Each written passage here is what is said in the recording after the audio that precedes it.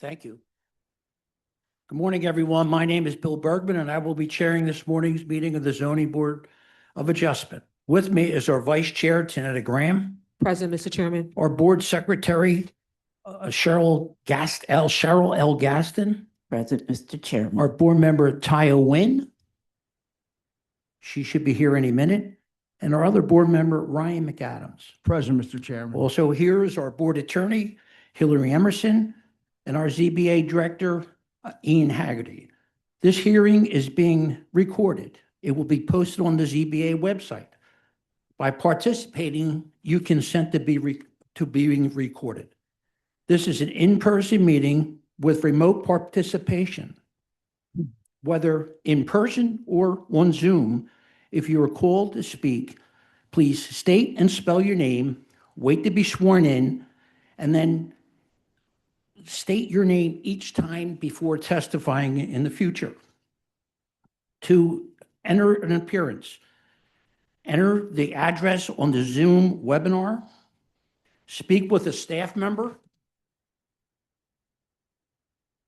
call the ZBA office by the end of business tomorrow, 215-686-2429, and provide them with your name, email, and the address of the property. Remote participation. Raise your virtual hand when directed so that we can call on you to speak. When we call on you, you must press the join as a panelist button.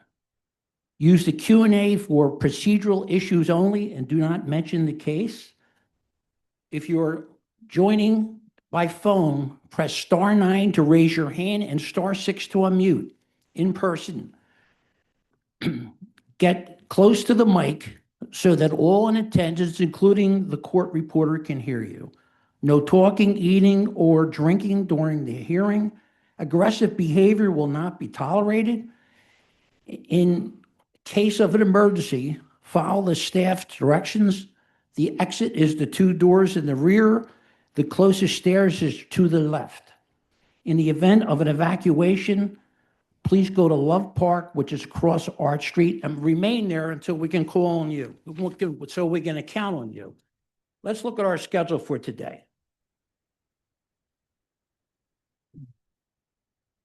Number 3.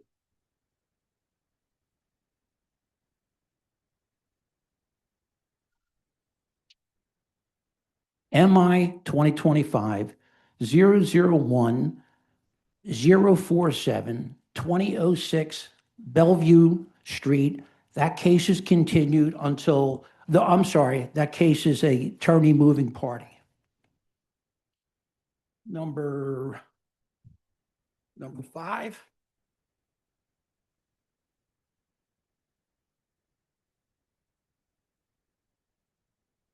Number 5, MI 2025-004-101, 5944 Calla Street. That case is continued until 9/15/26 at 9:30 a.m. And then number 8. And Mr. Chair, for number 8, I believe we may have, We've made a change. That's a continuance. Am I correct? well, I think it was a continuance. I see Mr. Kelly here. Mr. Kelly, are you here for Beechwood Street? Okay, I can let him give an update on that. So, yeah, you can come on up. Yeah, you can call that one in, Chair. So MI 2028-001452-114 North Beechwood Street.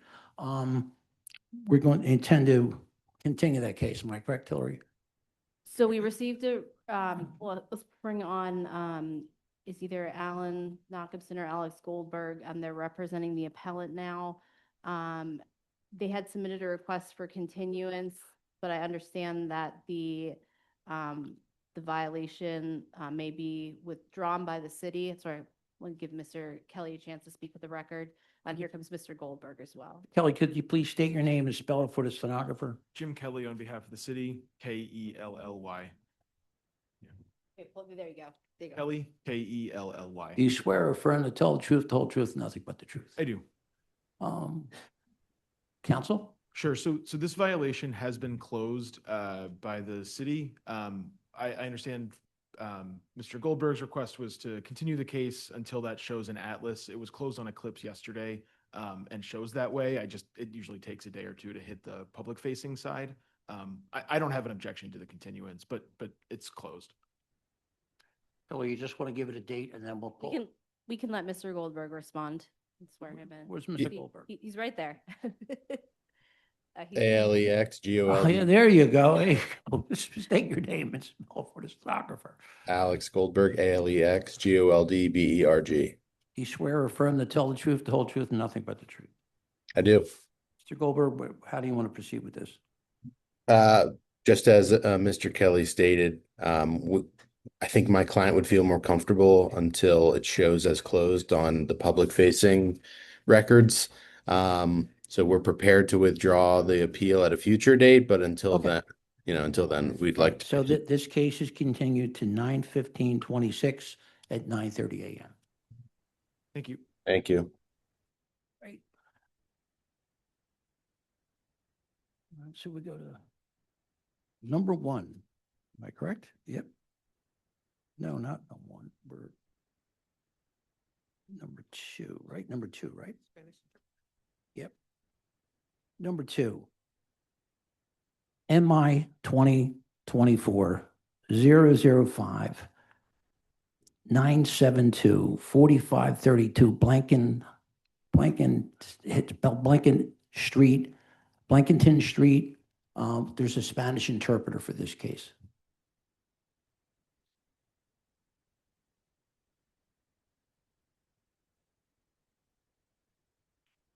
Interpreter, please.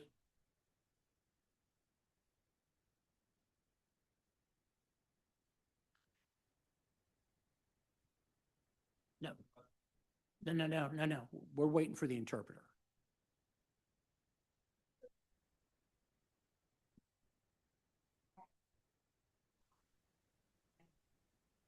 And that's why we have an interpreter.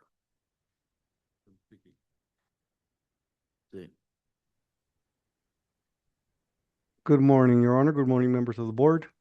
Good morning. Could you please state your name and spell for the stenographer? Yes, my name is Leonel Gillen, spelled as an Leonel,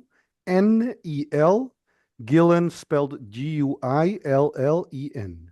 Do you swear or affirm that you will interpret accurately, completely, and impartially from English to Spanish and from Spanish to English? I swear. Okay. Could you please call the Elvina Ipina? Could you please, Elvin Ipina? Are you the owner? Yes. Elvin Ipina, could you please call in Spanish for us? Yes, el señor Elvin Ipena, ¿está presente? Sí. Yes. All right. Please ask him, do you swear or affirm to tell the truth, the whole truth, and nothing but the truth? Muy bien, señor, levante su mano derecha. ¿Usted jura y afirma decir la verdad, toda la verdad y nada más que la verdad? Sí. Our Yes. Vice Chair has a few questions. Muy bien, nuestro viceencargado tiene unas cuantas preguntas. Okay, perfect. Good Perfecto. morning. Have you submitted your documents and exhibits 5 days in advance of this hearing? Muy buenos días. ¿Ya ingresó sus documentos y sus exhibiciones 5 días previo a esta audiencia? Sí. Yes. And do you waive your reading of your refusal and stipulate to its accuracy? ¿Y usted cede el rechazo cede a su rechazo simplemente para tener mayor precisión? That's what I said. Remember, you're going to read it. Oh, Okay, okay. right, okay, all right, I'm okay. sorry. Right, we're going to Apologize. read it for you. I'm going to read your refusal. for you, Perdón. my bad. Nosotros vamos a leerlo, disculpe. Okay. This application is for the erection of a covered terrace Esta aplicación es para la erección de una terraza cubierta, one-story addition, una adición de una planta nada más. and for the legalization of a front yard fence y para la legalización de una de un fence solamente de la parte de enfrente to an existing single-family detached structure. a una estructura ya erigida y separada de una sola unidad familiar. And you have refusals for the fence and the walls being over 4 feet. Ok, Right. y muy bien, y tiene ya un rechazo de la cerca y de la pared de que sea más de 4 pies, ¿correcto? And more than Sí. 50% opaque. Y que sea más de 50% más opaco. Also, the required buildings needs a setback. Y también el edificio actual necesita retroceder un paso, ¿correcto? That is no more than 4 feet in height Y que no tiene que ser más de 4 pies de altura. and no more than 50% opaque. Y no tiene que ser más de 50% de opaco. Do you agree to those refusals? ¿Usted está de acuerdo, perdón, de 50% opaco? ¿Significa que usted está de acuerdo con esos rechazos? No. No. Well, O sea, lo que es, sir, Perdón. sir, sit in the back. Permítame, Get siéntese. all- You gotta step back. You o can't- sea, you can't- we lo, have an lo interpreter. que, We have an perdón. interpreter for that reason. We'll bring up. those perdón, times. lo que no entiendo, ¿verdad? Todas las preguntas que me están haciendo, perdón. No entiendo todas las preguntas porque simplemente lo que yo estoy haciendo es un open porch en la parte de atrás. Es Ok, un open porch. Permítame. Protegiendo Hold on, la... hold on. Permítame, caballero, permítame. Sí. Okay. No, because what I do not understand are the questions that are being asked to me because what I need to do is just an open porch in the back part. Okay. Okay. So, All right. so, sir, so the open porch in the back is not a problem. It's included in your refusal because it's part of the project. But the fence that you already put up, it needed zoning approval before it was put up, so you have to get that now. Ok, entonces el open porch que ya está en la parte de atrás, que necesita en la parte de atrás, ese no es un problema. Eso ya está eso está incluido en el rechazo porque es parte del proyecto, pero eso no es problema. Pero la cerca que ya está puesta, esa necesitaba una aprobación de zonificación antes de que fuera erigido.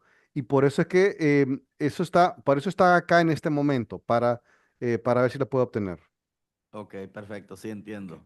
Sí, Ok, perfect, I understand. sí, el problema, verdad, mío, tal vez yo no pensé que necesitaba algún permiso porque todos los vecinos tienen lo mismo y yo con algunos platiqué y pregunté si se necesitaba y me dijeron que ninguno había Let sacado. the interpreter, we don't Okay. want to go too far down the road. Sí, Interpreter, recuerde, please. Recuerde, frases, interpreter, I'm just explaining again to keep it short. Por favor, solo manténgalo corto para que yo lo pueda interpretar y después usted continúa hablando después, no hay problema. Ok, Okay, perdón. so my problem is that I did not think that I needed a permit because all the Okay, neighbors have the perfect, same all right, thing and all I right. talked to them and they said they didn't get one. Well, tell him we understand that, and what we would want is for him to start his presentation. And Ian, are you working the computer?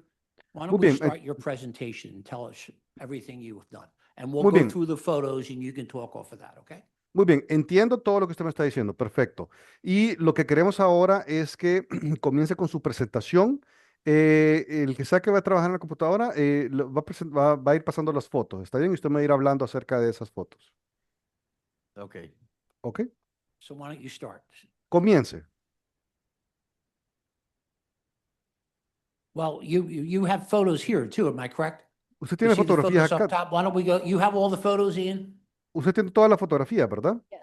The photos that are, okay, I see. So see, the photos that are on the screen are the ones that you estas son submitted. algunas de las fotos que tiene de todos los vecinos alrededor. Okay, so these are some of the photos that they have from all the neighbors around you. Okay. Okay? So they're all the other neighbors that have things like that already. Is that what you're Ok, saying? entonces ya lo que me está diciendo es que ya hay vecinos que tienen todo esto, también ellos, ¿verdad?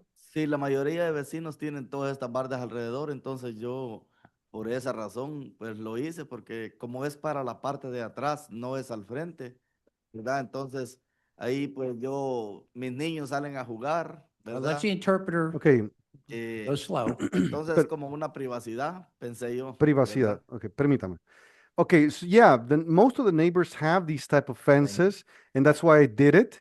And the thing is that it's in the back, it's not in the front, and my kids go out and play over there, and they have a little bit of Right, privacy. right. Okay, all right. Ian, does he have any other photos? Okay, ¿tiene más fotografías? Solamente esas One traje of las. five, right? I only brought Okay. these ones. So in other words, you saw everybody else had a fence like that, and you put a fence up. Ok, entonces usted dijo, todo el mundo tiene unos cercos igual a estos, entonces yo voy a poner unos también así. Eso es lo que dijo, ¿verdad? And that's the front of your house where you posted the appropriate documents, right? Y esa es la parte enfrente de su casa donde puso de la fotografía, ¿verdad? Donde tiene los documentos, ¿correcto? Sí, Yes. Okay. Okay. That's the entrance to the fence, right? Esa es You la posted entrada there too, so people could see in the rear. y esa es la entrada del cerco, ¿verdad? Y lo pero puso ahí también para que la gente pueda ver la parte de atrás también, por eso puso sí, estas esa es fotografías. la parte de atrás. Yes, that's the back part. Yep. That's the RCO. Y ese es el RCO, ¿correcto? You went to the RCO meeting and everybody's in favor of what you want to do. What Ok, you y did. usted quería una reunión de RCO y aquí sale que todo el mundo está de acuerdo con todo lo que usted quería hacer, ¿correcto? Sí, Yes. Okay. Questions from the board? Preguntas de la Junta. ok. Questions or comments? Did I, yeah, Preguntas o did I see comentarios. where is this fence? It's in ¿Qué the rear, par- you said? ¿En qué parte está este cerca en la parte de atrás? Is there, Sí, that the- esa está en la parte de atrás, prácticamente de la cocina, de la mitad de la cocina para atrás. Yeah, so that's in the back part, but it's basically from half the kitchen and then it keeps going on, but it's in the back part. and is that like, is that opening like for a driveway? Is there a, Y esa apertura que se ve, y como que el portón que se ve, aunque ese es para que pase un carro o para qué es. No, eso Not there. es que yo siempre, la cocina está en la parte de atrás y siempre entro por ahí, por la cocina, que casi no uso la puerta de enfrente. Yo siempre entro por la parte de atrás, por la cocina. Siempre, Oh, no, entonces okay. para eso hice esa Hold up, puerta. hold up, go ahead. Okay, no, that's because that's where the kitchen is, and I almost always enter through the kitchen. I almost never use the front door. That's why I used that's why I made that door. okay, so that other picture that I saw, there wasn't a curb cut there. Okay, entonces esa otra fotografía que vi no es que estaba cortada la acera ni nada. No. No, Okay, all right, muy bien, thank you. muy bien. Gracias. Questions from our attorney? Hillary Preguntas de Emerson? nuestro abogado. And not at this time, Mr. Chair. Questions or comments from the virtual audience? Ok, preguntas o comentarios de la audiencia virtual. Good morning. This is Dana Dabney, and I will be your co-host this morning, Chair, and I see no hands. Thank you very much. Muy buenos Planning días, no vieron Commission? nada. La Comisión de Planeación. Good morning, Liz Fuselier, L-I-Z, Mm, last name Fuselier, F-U-S-E-L-I-E-R, with Philadelphia. Do you Planning. swear or affirm to tell the truth, the whole truth, nothing but the truth? I do. Please proceed. The Muy bien. comprehensive plan recommends no change to the RSA 3 residential single-family attached zoning at this location. Muy bien, entonces yo soy Liz Fusley y esto es lo que yo considero. La Junta Comprensiva recomienda que no se haga ningún cambio según la zona según la ley de zonificación de RZ3 de uso de una sola unidad familiar. The city rezoned this neighborhood in 1971 in accord with recommendations in their comprehensive plan. La ciudad rezonificó este vecindario en 1971 de acuerdo a las recomendaciones en su plan comprensivo. There are no unique physical circumstances or conditions of the property that would prevent it from being in conformance with the fence requirements of the zoning code. No hay ninguna circunstancia física única o condiciones de la propiedad que eviten de que éste sea, de que entre en conformidad con los requerimientos, con los requerimientos que tiene que hacer para su cerco, según el código de zonificación. The City Planning Commission recommends that the board deny the proposed variances for fence height and opacity. Thank you. La Comisión de Planificación de la Ciudad recomienda que la Junta, que la Junta rechace las varianzas propuestas para la altura y opacidad del cerco. MI 2024-005-972, 4530 Blankiston Street. I vote yes. MI 2024-0059-724530, calle Blankenston, yo voto sí. Cheryl Gaston, my vote is yes. Cheryl Gaston, mi voto es sí. Tanetta Graham, my vote is yes. Senator Graham, mi voto es sí. Ryan McAdams, my vote is yes. Ryan McAdams, mi voto es sí. Thank you, sir, for coming in. You have your votes. Okay. Okay. Gracias, señor, por venir. Se le aprueba. Thank you. Gracias. Thank you. Interpreter, thank you very much for your help. We appreciate it. It's always a pleasure. See you next time, Your Honor. Okay. We're going to move on to number 4, MI 2025-001-462, 2245 North 17th Street. This is a resumptive hearing. Vern Anastasio is the attorney.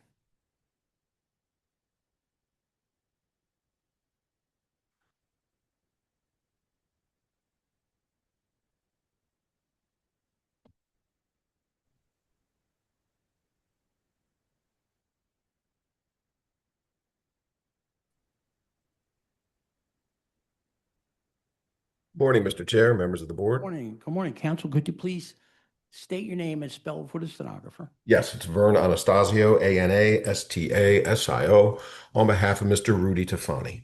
Okay. Do you swear or affirm to tell the truth, the whole truth, and nothing but the truth? Yes, sir. Counsel, this is a resumptive hearing. We'll go to you first for supplemental information. Then we'll have questions from the board. We'll go back to the public with limited testimony relative to what you say today, and then we'll see where planning is, okay? So why don't you Thank start, Bert? Thank you. Yep. Initially, this was for application for a 3-family dwelling. And we did present our plans. There were a list of items that the board had asked us to address, and we have done so. As the plans show, we have eliminated all basement bedrooms, and we shrunk the bath in the basement to a half bath instead of a full bath. We have dedicated trash areas for each of the units interior, as you can see here, where my cursors are. Over here, and of course in the rear. And we've reduced the first floor unit to a 1-bedroom unit. We'll have a little home office and some flex space in the basement. Okay. That was the totality of the requests and the issues that the board brought up. Sure. And All right. that's- Questions from the board? At any time, did the RCO ever get back, give notice of these new plans or not? We sent the revised plans to the RCO. And there's no word back from them? No, ma'am. Other questions? But Questions from our attorney?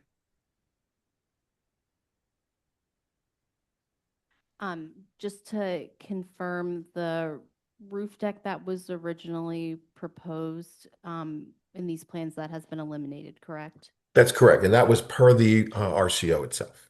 Okay, all right, Yeah. thank you. Yeah, that Questions or was comments that, from the, Mhm. questions or comments from the virtual audience? I see no hands, Chair. Planning Commission? Good Can vote morning, before- Liz Fusely on behalf of the Planning Commission. The comprehensive plan recommends no change to the RSA 5 residential single-family zoning at this location. The city rezoned this neighborhood in 2014 in accordance with recommendations in the comprehensive plan. At that time, this block face was zoned RM1 residential multifamily. We are aware of several 2 to 3 unit buildings, but the majority of homes on this block face are single family. The City Planning Commission recommends that the board deny the proposed use variance for 3 dwelling units. Mr. Chair, just as a, Yes, as a, go ahead, as a go brief reminder, when my client purchased this, this was RM1. He had invested the time and the energy to get going, and then found out later that the zoning had changed. It's also lots of uninvestment on this block, so the density is actually needed. Thank you. MI 2025-001-462, 2245 North 17th Street. I vote yes with proviso. No household living in the basement, no roof deck or roof deck access to the structure. Cheryl Gaston, my vote is yes with provisos. Tanetta Graham, my vote is yes with proviso. Ryan McAdams, my vote is yes with provisos. Kaya Nguyen, my vote is yes with provisos. Thank you. Thank you, council. Mhm. We're going to go to number 6 and 7. MI 2025-007-194-209 Wildley Street. And number 7 here is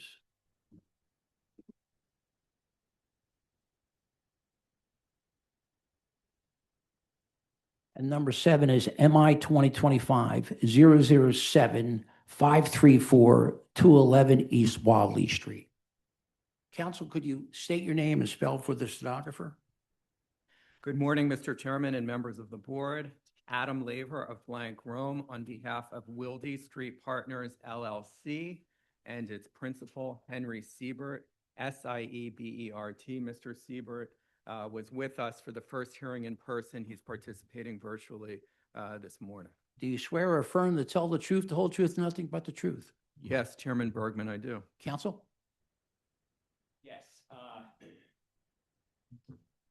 Chairman and members of the board, I am Travis Niffen, attorney for the Streets Department. Last name is Excuse me, this is the reporter. I am not hearing council. Sorry. Council, just get it a little closer to you. That's our fault. All right. I'm Travis Niffen. Niffen is K-N-I-F-F-I-N. I'm here on behalf of the Streets Department. You swear or affirm to tell the truth, the whole truth, and nothing but the truth? I do. Okay. So I guess for the both of you, we were debating this morning exactly where we stand, and we believe you're up to the point where questions from the board. Is there anything else? Mr. Chairman, that's where the board left it at the last hearing. Okay. We'll start. Questions from the board?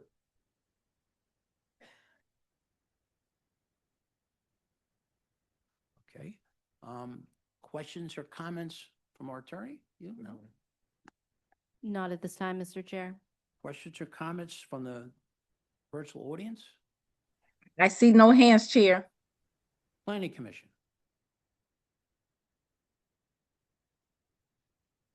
Good morning, Liz Fusley on behalf of the Planning Commission. Sorry, Take your time. correct.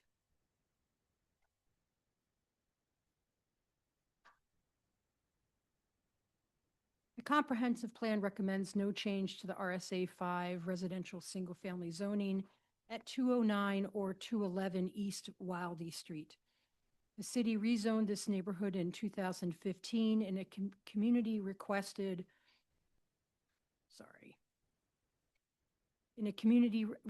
map change and in accordance with recommendations in the comprehensive plan. Accessory off-street parking is a common condition on this block face. However, as we've stated in other applications, the city cannot guarantee that a compact vehicle will always park in this space. A full-size vehicle would overhang the sidewalk and impede pedestrian access. The City Planning Commission recommends that the board deny the proposed variances for this application. Okay, so we sat and debated this morning where we were to be now. How about if each one of you take 2 minutes to summarize? Is that Is 2 minutes enough? I think that that's achievable, Mr. Chairman. So why don't we go first here and then we'll come to you. Sure. Adam? Very good. Mr. Chairman and members of the board, this case is, in my 25 years or so before this board, highly unusual to have the Streets Department sitting in the other chair. There is a process under the City Code and the Rules of Municipal Government for the Streets Department's independent review of applications, and we have cooperated with that and shall continue to cooperate with that through the process. Appeals, for example, of the Streets Department determinations are not before, do not come before the Zoning Board of Adjustment. We have heard the Planning Commission speak about the nature of the neighborhood, and the board will recall, although it's several months ago, that the entire side of this block is single-family residential. We have shared with the board that we have a young family that cannot wait to move in to this home with their children and be a part of a thriving community. And we have the coordinating RCO of record in support and noting extensively in its support the need for off-street parking and the constrictions on this particular block, that we are not taking away public parking. Additionally, this board, let's hone in on the issues that are before the board, the legal issues. This board determined hardship at this site in 1987, when the board granting variance relief for residential development along the entire span of this side of Wildy Street, from Shakamaxon through to Day Street. This is really simply coming before the board due to a subdivision and construction of new homes in place of a prior residential dwelling. The board also noted, or the record, I should say, indicates that the 1987 plans included the requisite Streets Department approvals for the entire block. Nothing has changed here, Mr. Chairman and members of the board. Nothing at all. The proposed zoning site plan that we've presented is consistent with the conditions along the street. The plan conforms to what had previously been approved by the Zoning Board of Adjustment, by the Streets Department, and in fact, with the recommendation, according to the records that I've reviewed, of the Philadelphia City Planning Commission. Surface parking is prohibited. That's a refusal. We see the conditions that show that this is within the scope of what's along the block. It is not different. That's factually quite important, in addition to this board having found hardship before. Similarly, the proposed parking not being accessed from the front street. Every home along Shakamaxon Street to Day Street along Wildy has documented front loaded parking on this side, and we saw that there are some instances on the other side as well. The street is narrow. There are existing curb cuts. There is a prohibition effectively on viable on-street parking. We also saw in the immediate vicinity, wrapping around the street, other examples. But most importantly, let's step back for a moment, and I'll end with this. Let's step back and look at this site. We are not talking about a high-intensity use. We are talking about single-family, low impact. And that, Mr. Chairman and members of the board, I would submit is why we have the support of the community and extensive support of near neighbors. Thank you. Thank you. Counsel? Yes, members of the board, thank you. Do me a favor, just make sure the mic's close to you. Sure. Members of the Yeah, board, thank you. Perfect. Going on 2.5 months ago, I think we gave our opening statements, and I'm going to say something similar to what I said then. Streets Department, while it may be somewhat procedurally unusual, the Streets Department has a home rule charter and city code empowered right to perform its own review. And in this case, Mr. Siebert and Mr. Laver point out that there's they bring up a 1987 document that, yes, it's real. Yes, it's signed off on by the ZBA, by L&I, by Streets. But it's also true that that document created certain rights for property owners, but those rights were not exercised. And under 14303 of the city code, if you don't exercise a right, you lose it. And Mr. Laver also repeated just now and about 2 months ago that nothing has changed. Nothing has changed. Well, in fact, a lot has changed, right? Not only do those rights no longer exist, but more importantly, the site has changed. You know, it wasn't until 1990 that the ADA was passed, and then sometime after that, somebody built this ADA ramp. There are utility poles on the site that were not there previously. And the state of the art of traffic engineering has changed. Streets now has a policy of not permitting curb cuts that are less than 75 feet from an intersection. This one is a matter of it's about 5 feet. Mr. Laver also points out that there is an aesthetic theme going on in the neighborhood with, I guess, 1 curb cut per home and maybe 2 spaces per home.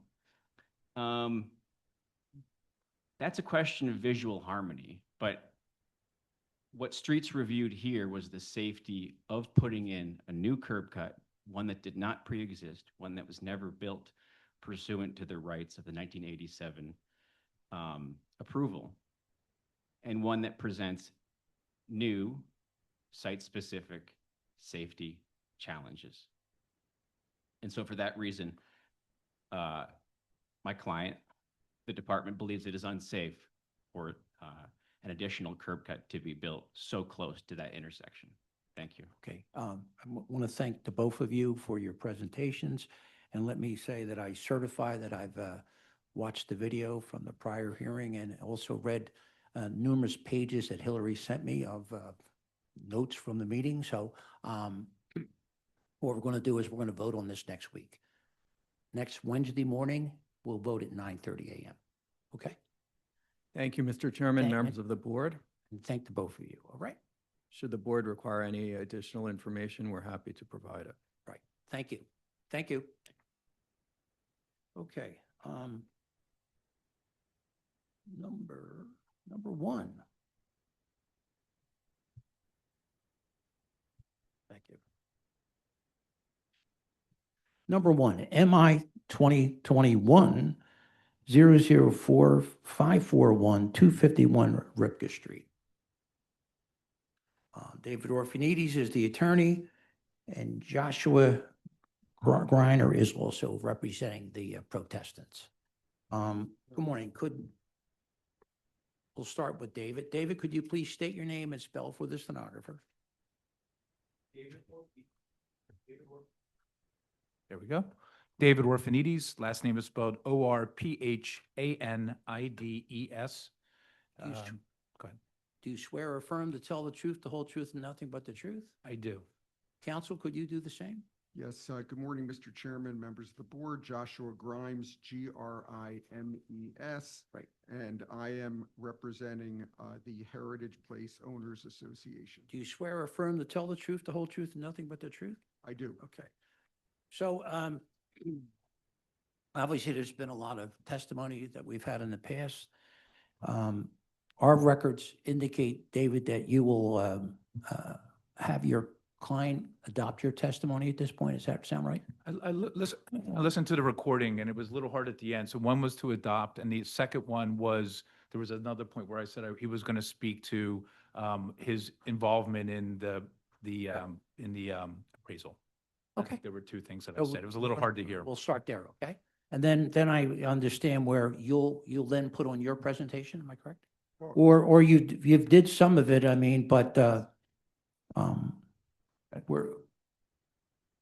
Mr. Chair, at the first hearing that we did, I did. you got your present my presentation, but you had your presentation. clients that were sitting here, you wanted to get them done, all right? Yes, that's correct. Unless the board, I'm certainly welcome to answer Nope, questions. nope, but- nope. Go ahead. You're pointing your finger, what? Well, I'm not pointing at anybody in particular.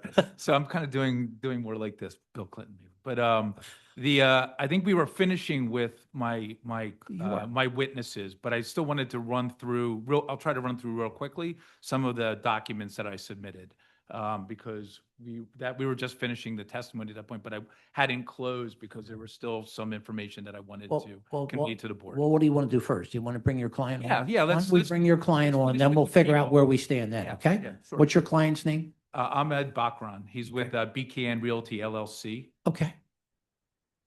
I just talked to him in the hallway, so he should be on. I'm going to share my screen.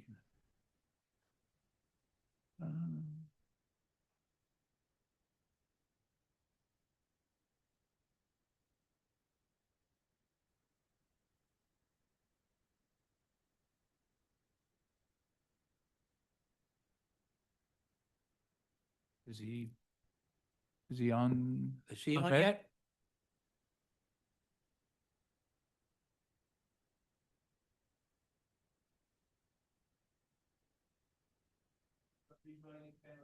Thank you very much, Han.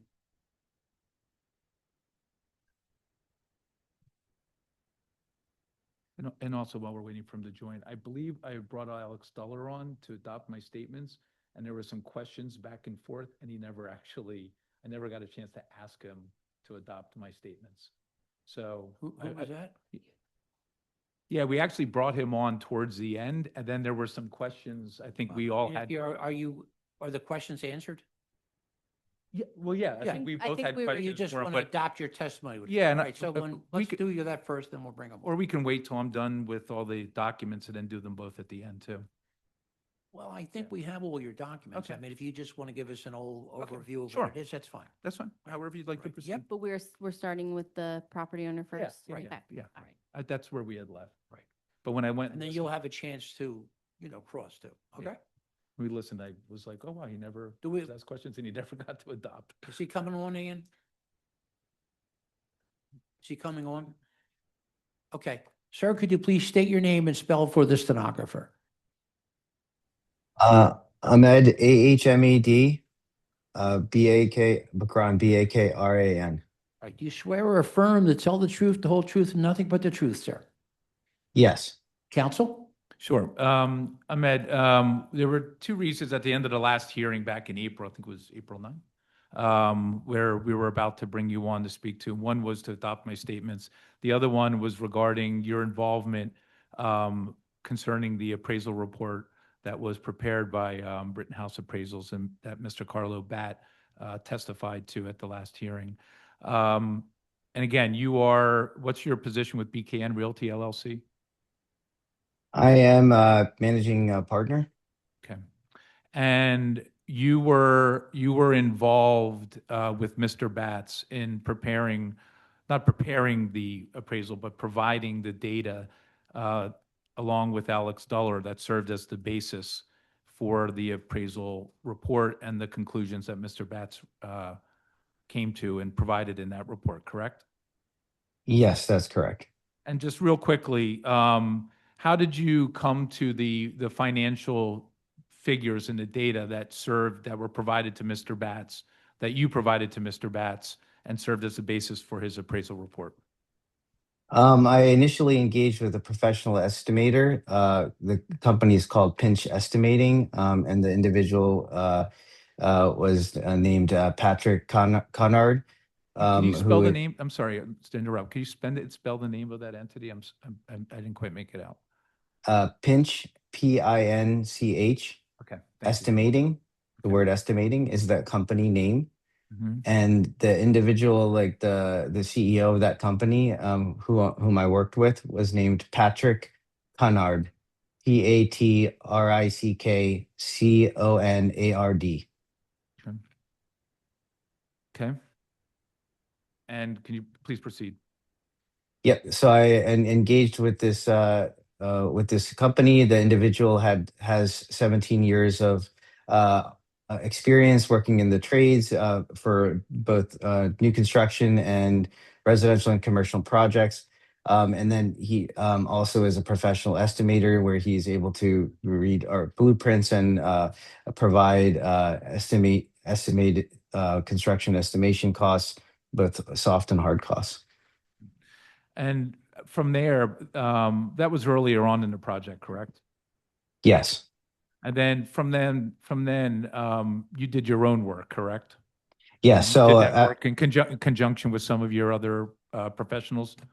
correct. So once I got the initial estimate, professional estimate, then as we went through our due diligence process, working with our architect and civil engineers, we uncovered additional information, which we incorporated into the estimation, construction costs estimate, and that was done several years ago. And since then, we've also added additional construction, let's call it inflationary costs over the last several years to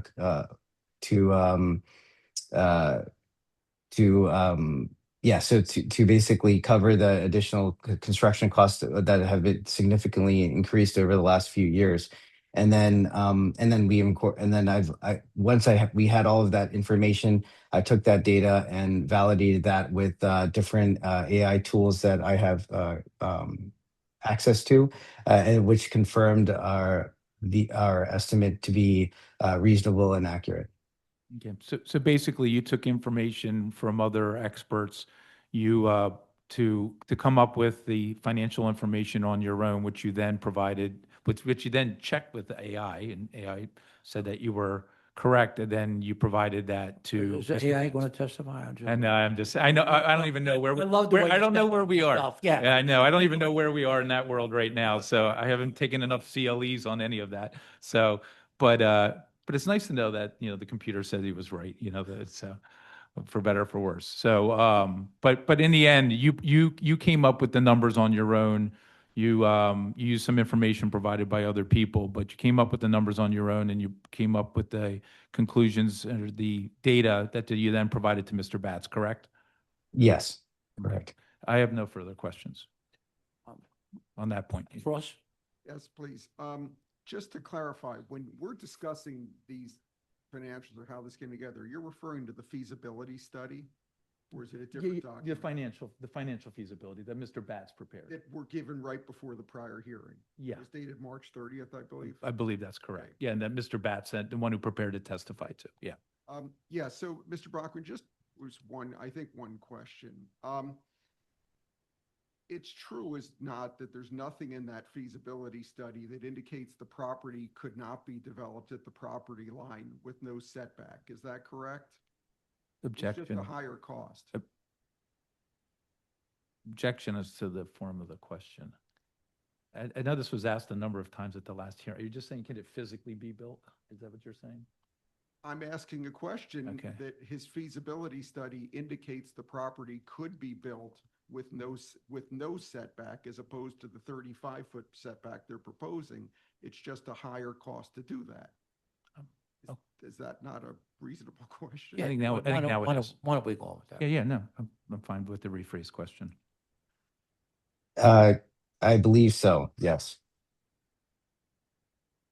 Okay, thank you. No further questions. And I just have one follow-up to that. Mr. Bachron, given that question that Mr. Grimes just asked, and the conclusions that were reached by Mr. Batts based upon the information you provided, would you build this project with the property, with the buildings pulled up to the front, knowing that you were going to lose hundreds of thousands of dollars? No, I would not proceed with the project in that option. Say something here. So my recollection of the feasibility study is it says that there is possible to have a profit, just a very small one, compared if with no setback, as opposed to building with 35 feet. Isn't that what the feasibility study said? So when you say at a loss, irrespective of, he hasn't sold it yet, I believe the feasibility study said that there was a profit in either way, potentially just a very small one. Isn't that what it said? I don't believe that to be the case. Well, he can. Well, Yeah, I don't believe so. I don't believe that to be true either.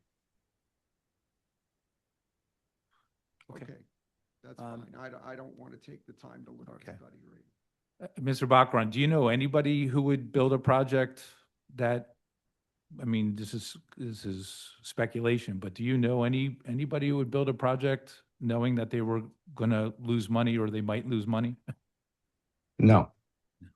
All right, I have no further All right, questions. do you have another witness? You want to bring the architect on? No, I just want to have him adopt the statements that I've Sure, made, go right? ahead. I But- thought you did that. No, we did this one. We did the hard part first. So, I don't Mr. know if it was hard, but go ahead. Well, harder than adopting my statements, hopefully. Mr. Baccaran, did you hear the statements that I've made have you been on for all the hearings we've had in this matter? Yes. Okay. And you've participated remotely, correct? Yes. And you've heard them from beginning to end, correct? Yes. And were the statements that I made true and correct to the best of your knowledge? Yes. And would you adopt them as your own? Yes. Okay.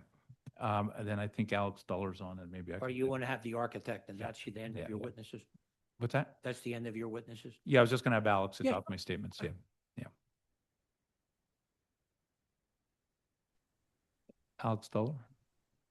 Alex has been promoted to Sure, panelist. thank you.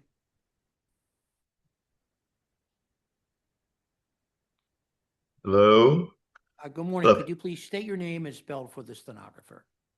my name is Alex Duller, Alex, D as in David, Uller. Do you swear or affirm to tell the truth, the whole truth, nothing but the truth? Yes, I do. Counsel? Alex, Mr. Duller, you're the architect for the project, correct?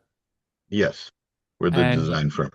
Okay, and you've been on for all of the hearings we've had in this matter, correct? You've either been Yes. present or been on remotely, correct? Yes, And did you hear the statements that I made to the board during today's proceeding and prior proceedings? yes, I have. And were they true and correct to the best of your knowledge? Yes, they are. Would you adopt them as your own? Yes, I would. Thank you. Then, Counsel, do you have anybody else you want to call? I have no questions for this witness. Okay. Thank you. All right. Questions from the board? I was just gonna, kind of still go through some of my exhibits or, Well, if you want to, Yeah. I mean, tell me, you just want to list what you gave? well, us? I'm going to actually point out a couple things on the screen that I'd like to bring to your attention. How long do you think that takes? 5 minutes, 10 minutes. Yeah, it's not going to take me long. That's at all. great. So, so first of all, I'd like to show historical aerials. So, and this is in my exhibit book at tab B. So through Atlas now has the ability to provide historical aerials and maps. And I've shown here and I've clouded to show in blue 263 Hermitage, which Mr. Grimes represents the property owners there for the 8 homes. In green is 259 and 261 Hermitage. Yep. Which is behind us, and basically subdivided into 2 lots, similar to what we want to do here in red as our property. What's interesting is that at one point in time, and this is from 1910, this is off of Atlas, the 251 and 259, 251 Ripka, our property, and 259 and 261 were all one property. And that's 259, 261 Hermitage. And you can see in blue, you can see that there was a single house that was located, or a single structure that was located across 2 properties, what's now 263 Hermitage, because those lots were consolidated as part of that proposal. And I have the zoning archives for that property as well as the zoning board's archives when that development came before the zoning board.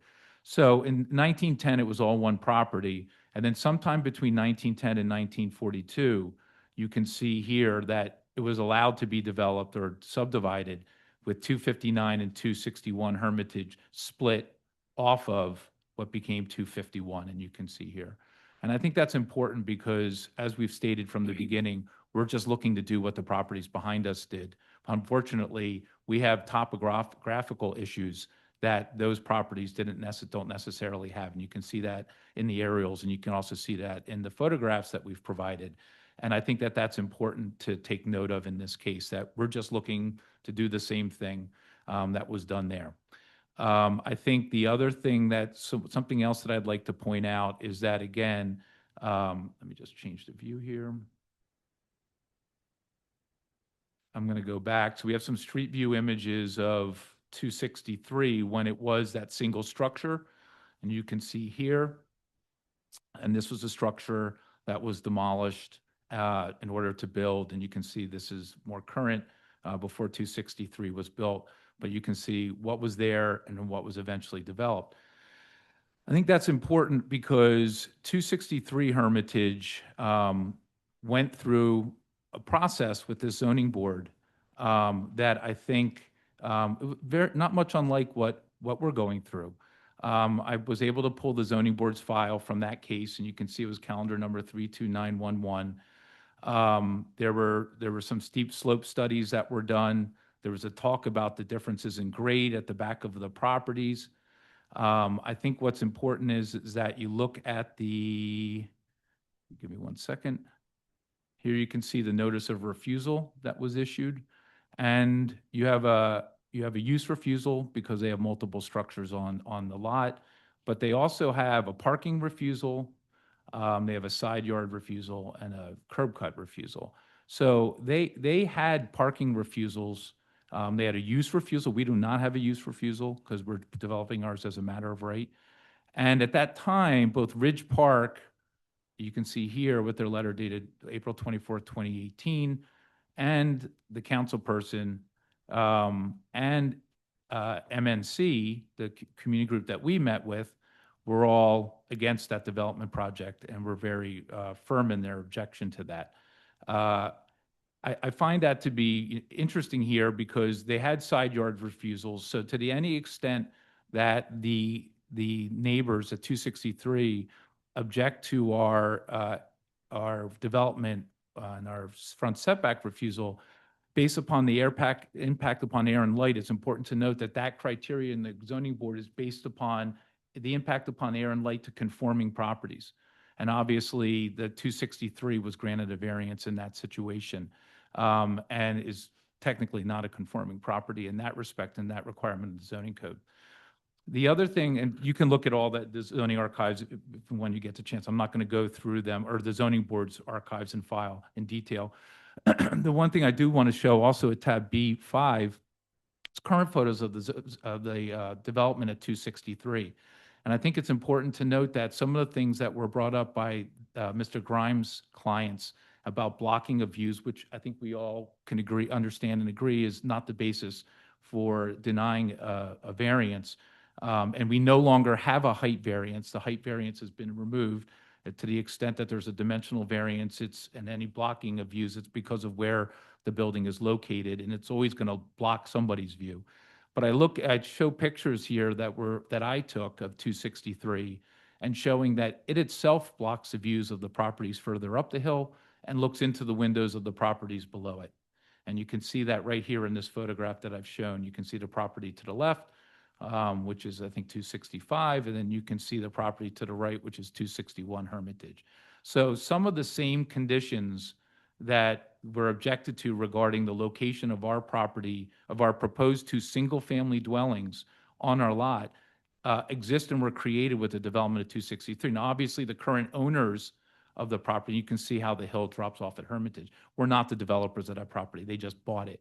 But it's a little bit of the, somebody living in glass houses and throwing stones, or the pot calling the kettle black, something along those lines, where they're complaining about conditions which I believe are not the basis for the denial of the requested variances, but they're basing them on conditions that they themselves have created or were created with the development of their project.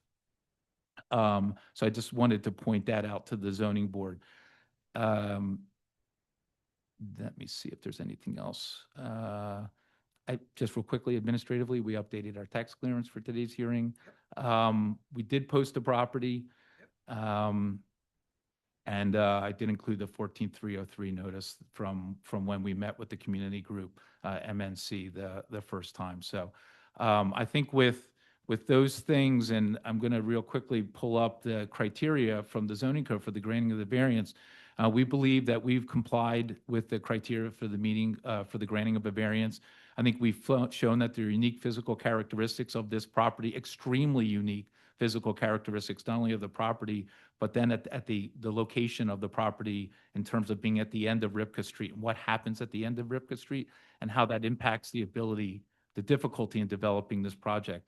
We believe we've satisfied the criteria showing financial hardship. In this case, we believe that we've made every effort to minimize the dimensional variance in terms of the setback and also in terms of the steep slopes.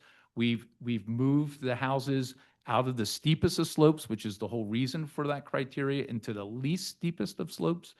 And to the extent we could move in those less steep slopes, we could move the property forward closer to the front property line we have. Keep in mind that even though the zoning code speaks about front setback, I believe that it's normally intended to keep the fronts of the properties in line with each other. We have to the one side of us, if you look at the property to the left, that is a side of the building that has that setback. And I had some back and forth with L&I about that. And they believe that criteria still meets or is required for us to meet that setback of the building located at the corner of Wildy and our property because of it's technically a front under 14701. And then obviously up the hill, you have nobody directly next to us. Technically up the hill, the building that's further up the hill is set back further back, but L&I has defined or has looked at that and not considered that in their opinion to establish that setback. But for those reasons, we feel that it's the minimum variance, both in terms of the setback, in terms of the steep slopes, and in terms of the parking, because again, all the properties across the street from us all have off-street parking. 263 all has off-street parking. It's a steep hill to walk up from the next cross street. We know parking is difficult to find on-street parking. We are not taking away any on-street parking with the parking that we've requested. We believe that it's, again, we believe that the granting of the variances in harmony with the purpose and spirit of the zoning code. It clearly won't substantially increase congestion because cars aren't going to be driving around looking for on-street parking. And we don't believe it's going to impact the light and air to the properties abutting us or to the conforming properties, which 263 is not. And we also believe that it satisfies the remaining criteria regarding transportation, water, sewer, school, park, or other public facilities. And for those reasons, we believe that the variances that we worked very hard to minimize, one of which we've eliminated with the relocation of the structure, warrants the granting of the required variances in this case after a very long time. Thank you. Counsel, would you want to summarize where you stand? I mean, that basically what. Yeah, if I may, I just want to respond to some of the comments that you also you- made. Sure. So, look, I respect what council's doing, but this application is about 251 Ripka Street. It's not about 263 Hermitage. And with respect, the board was just shown a very selective view. I'm trying to share my screen very quickly. I'll stop share. Okay, thank you. It says someone else is sharing. Let me see if I can do this. Let me see if I can this is from, hopefully everyone can see this. It'll be up. Oh, Yeah, there it is. yep. This is from Mr. Orfaniti's packet. This is showing 263 Hermitage on the right, those 7 or 8 buildings. Yep. He said that 263 Hermitage blocks the view of neighbors from the street. The view he showed you might look that way, but as you can see from this, maybe one house, the first one that is closest to Hermitage Street, actually may be up against the neighbor, but the other 7 or 8 units are not. So I just wanted to respond to that because I think that the board was given a different impression of that situation. So just to sort of to summarize very quickly, this is one of those cases where it's like putting a square peg in a round hole. What we've heard in the 3 hearings now that the board has heard from on this matter, the steep slope is not the minimum relief requested. Admittedly, from the feasibility study, it is the cheapest way to do this work, to do this project, but the project could be built, and the feasibility study says that, right up against the setback, which is exactly what is done in the houses that are right next. Now, forget about across the street. The houses right next to this property are up against the setback, as are dozens, if not hundreds of other properties in Manayunk in the immediate vicinity. So the variance requested for the setback is not the minimum relief required to do this project. It's a matter of saving money or being a cheaper cost. In terms of the parking, as I've said before, there are hundreds, if not thousands of properties in Manayunk that have no parking, including the properties immediately next to this site.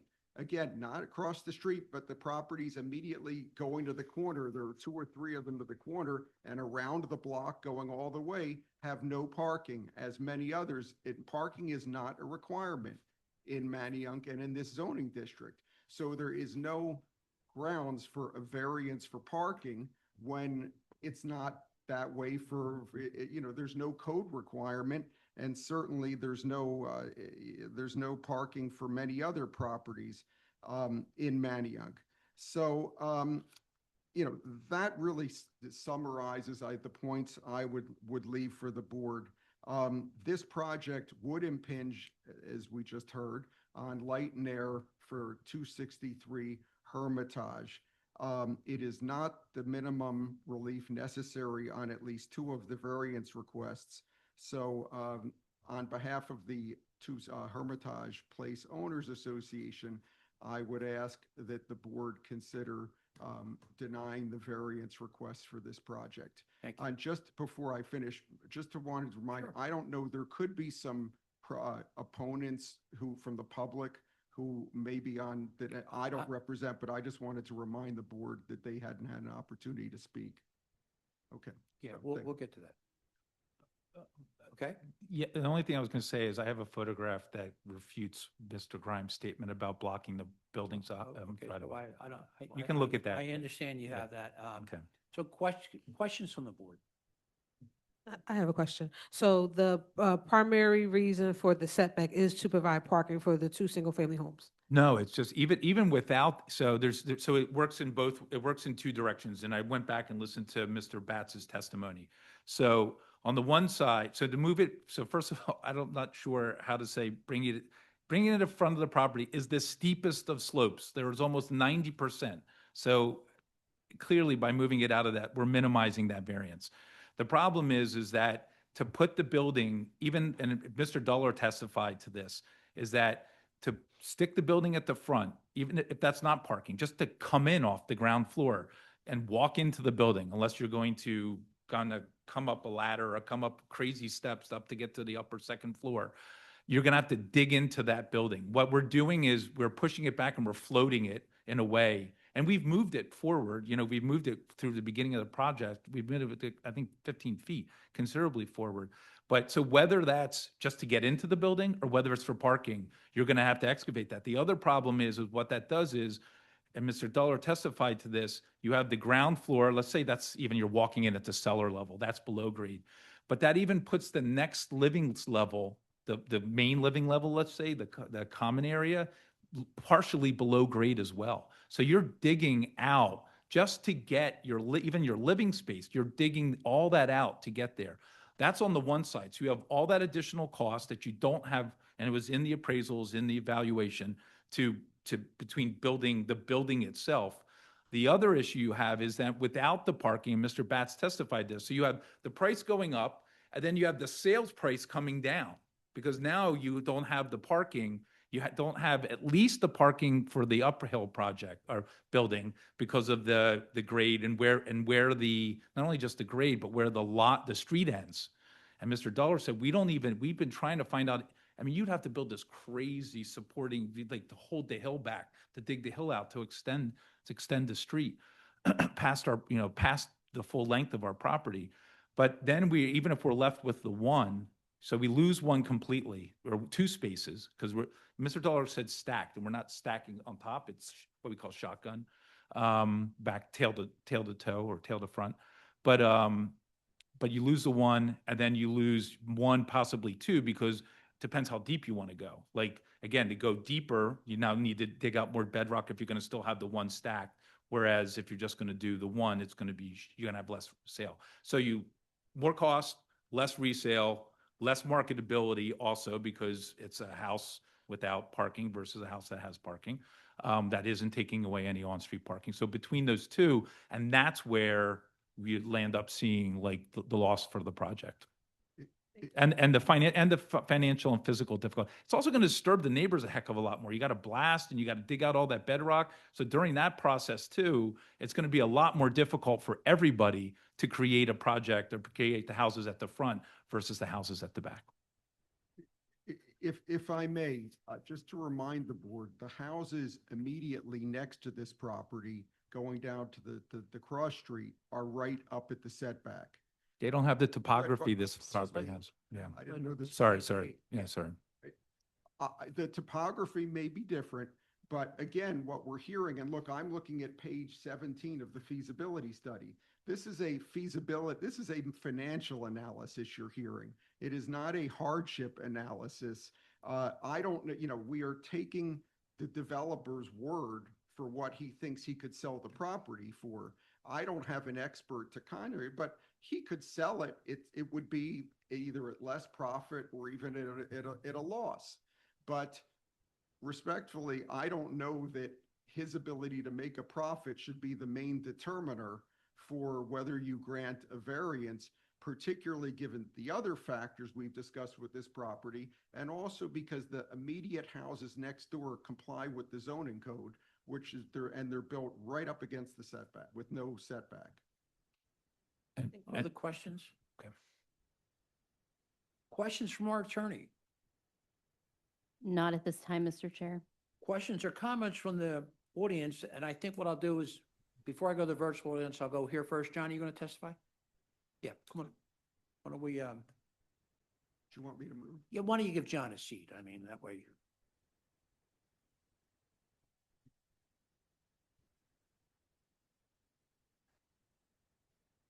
Good morning, sir. Could you please state your name and spell for the stenographer? Yeah, it's John Hunter, Hunter. Do you swear or affirm to tell the truth, the whole truth, and nothing but the truth? I do. Mr. Hunter, just make sure the mic's pretty close here. That's all. Sorry. Sorry, I always. Yeah, yeah, right. Please proceed, sir. Thank you. Just to introduce myself, I am the zoning chair for Manayunk Neighborhood Council, and have been involved in the discussions on this project over the last 5+ years now. Normally, I don't bring notes. I have a lot of comments to make on Mr. Orphanides' testimony. You have our MNC's letter from going back. Yeah, to we do. January with the points which have been reviewed.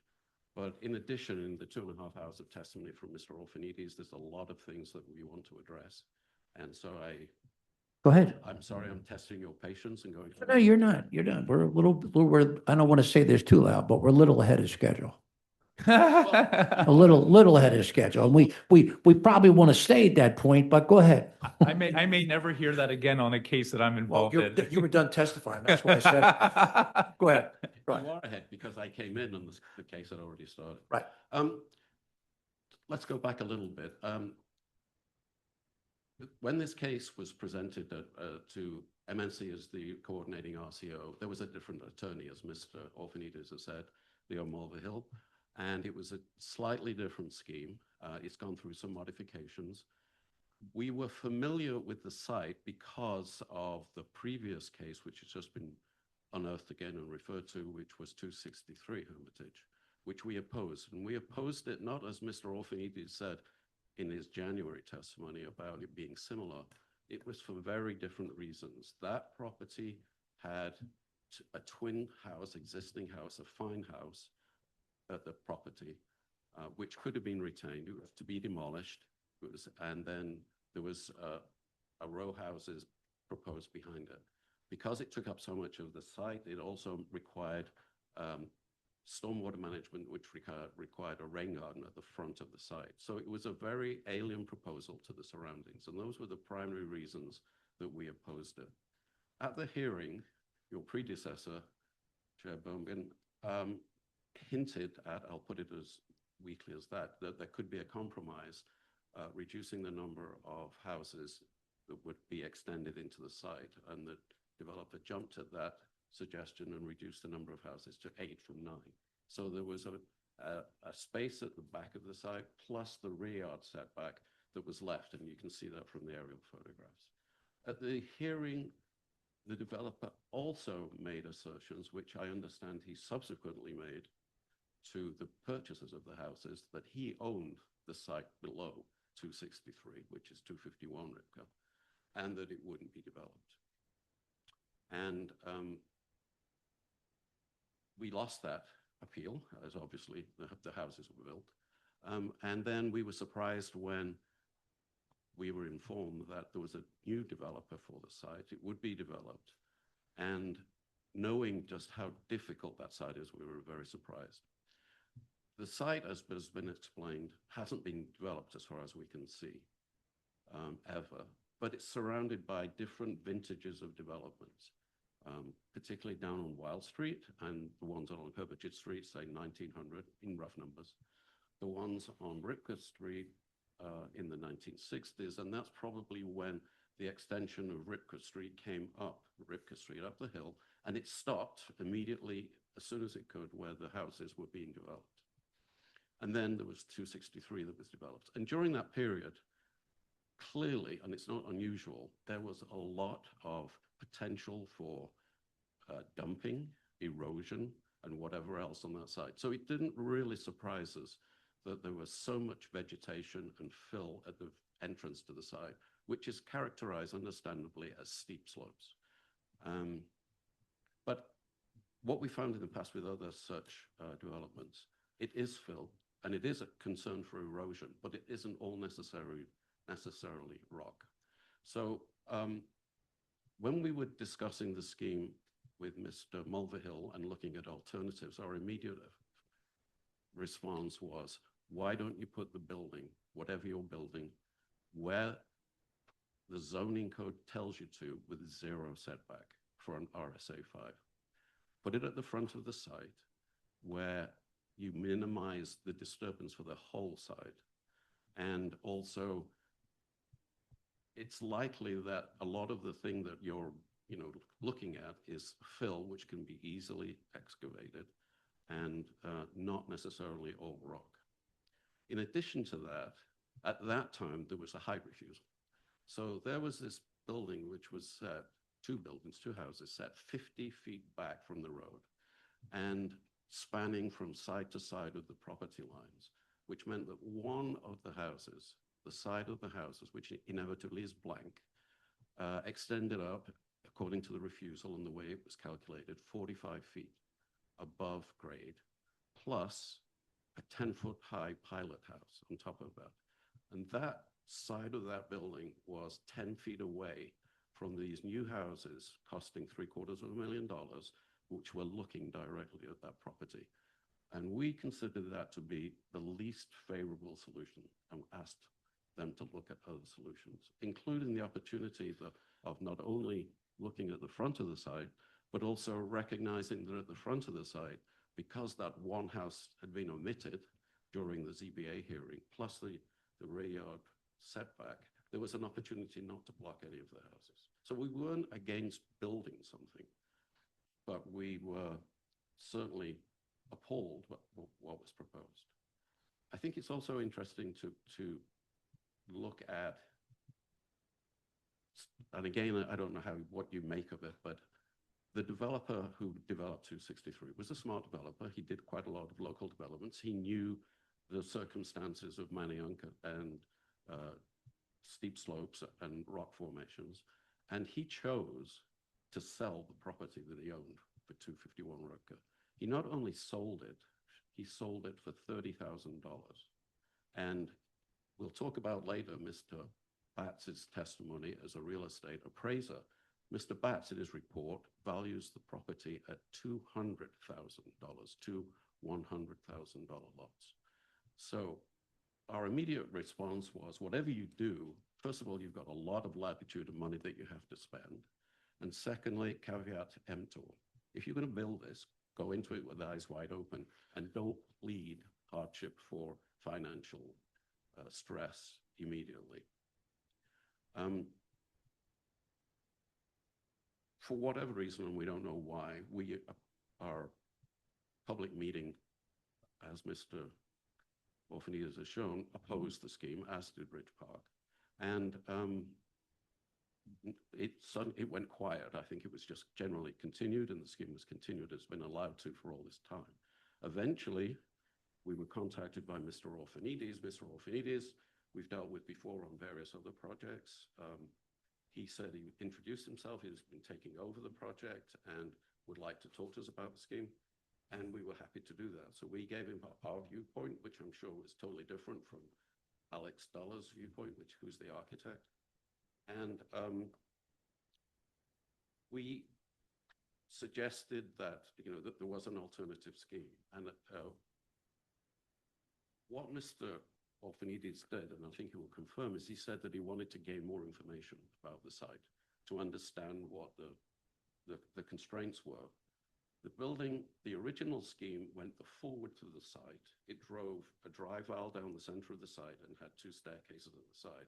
This really monumental sort of development of the site. It completely excavated out the steep slopes at the front of the site, which Mr. Orphanides is so concerned about in his testimony.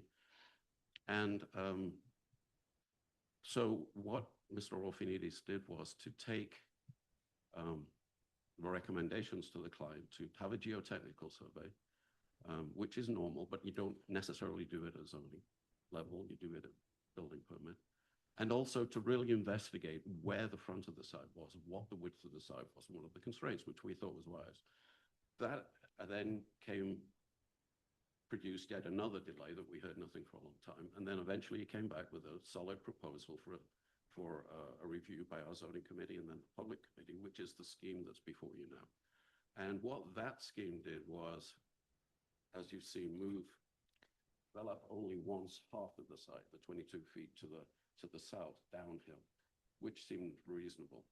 But what I think really that needs to be brought to bear an understanding about this site is whatever happens on this site, the steep slopes at the front of the site will have to be excavated, certainly for the whole of that 22 feet, not only down to sidewalk level, but below that by at least 3 feet for foundation level and for utilities. Everybody knows that the utilities serving these two buildings are 3 feet down in the middle, at least 3 feet down in the middle of Ripka Street. And to make a connection, they will come across, they will enter the site across the front boundary at a lower level. So you have two sewer lines, you have 2 water lines, you have 2 sprinkler lines, you have 2 gas lines. You might have the electricity underground for aesthetic reasons. All of those utilities are excavated in a trench. And that trench, if the building were built at the front of the site, it would be inside the building as soon as it crossed that boundary. If you do what is proposed, which is to provide utilities 35 feet down the site, you have to cut into the site for that 35 feet to a depth of 3 feet below wherever the proposed driveway is. And that has never been really understood and clarified, I think, in this proposal. You are taking out the steep slopes, whatever you're doing. Now, Rachel, if I get her name right, because I was bad with it, Di Domenicus? Di Domenicus, yes. Rachel Di Domenicus did, a very thorough presentation. And what she did was she reiterated what's in the zoning code, which is great.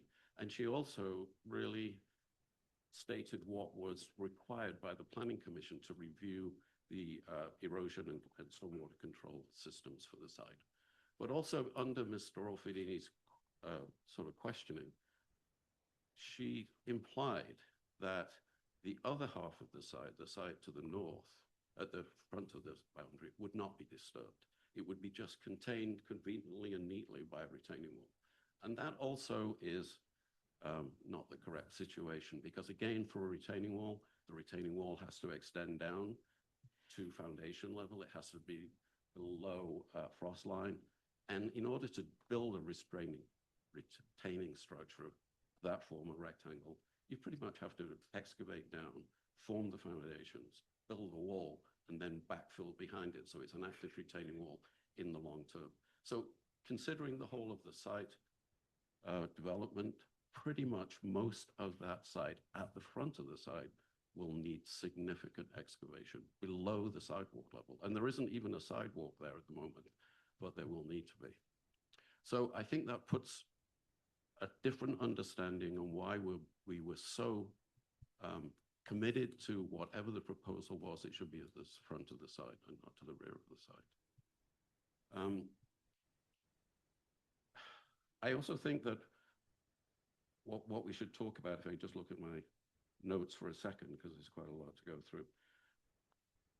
I want to talk about Mr. Batts's testimony, which confused me very much, as Mr. Grimes has said, we hadn't seen that report last time it was produced. We hadn't seen Rachel's report either. After 5 years, they were produced at the very last minute. And Mr. Batts, who is his company's Rittenhouse, David, can you remind me? Yeah, Rittenhouse Appraisals, I believe. Appraisals, thank you. They appraise, and it's a discipline, it's a profession, but it's not an estimator. And some of his testimony, a lot of his testimony, as Mr. Grimes has pointed out, talks about financial feasibility and values and excavation costs. He refers to blasting. You can't blast in the city of Philadelphia. It's not allowed. And you can't blast when you've got houses below you, you've got houses above you, and you've got houses across the street. So that immediately to me is a red flag.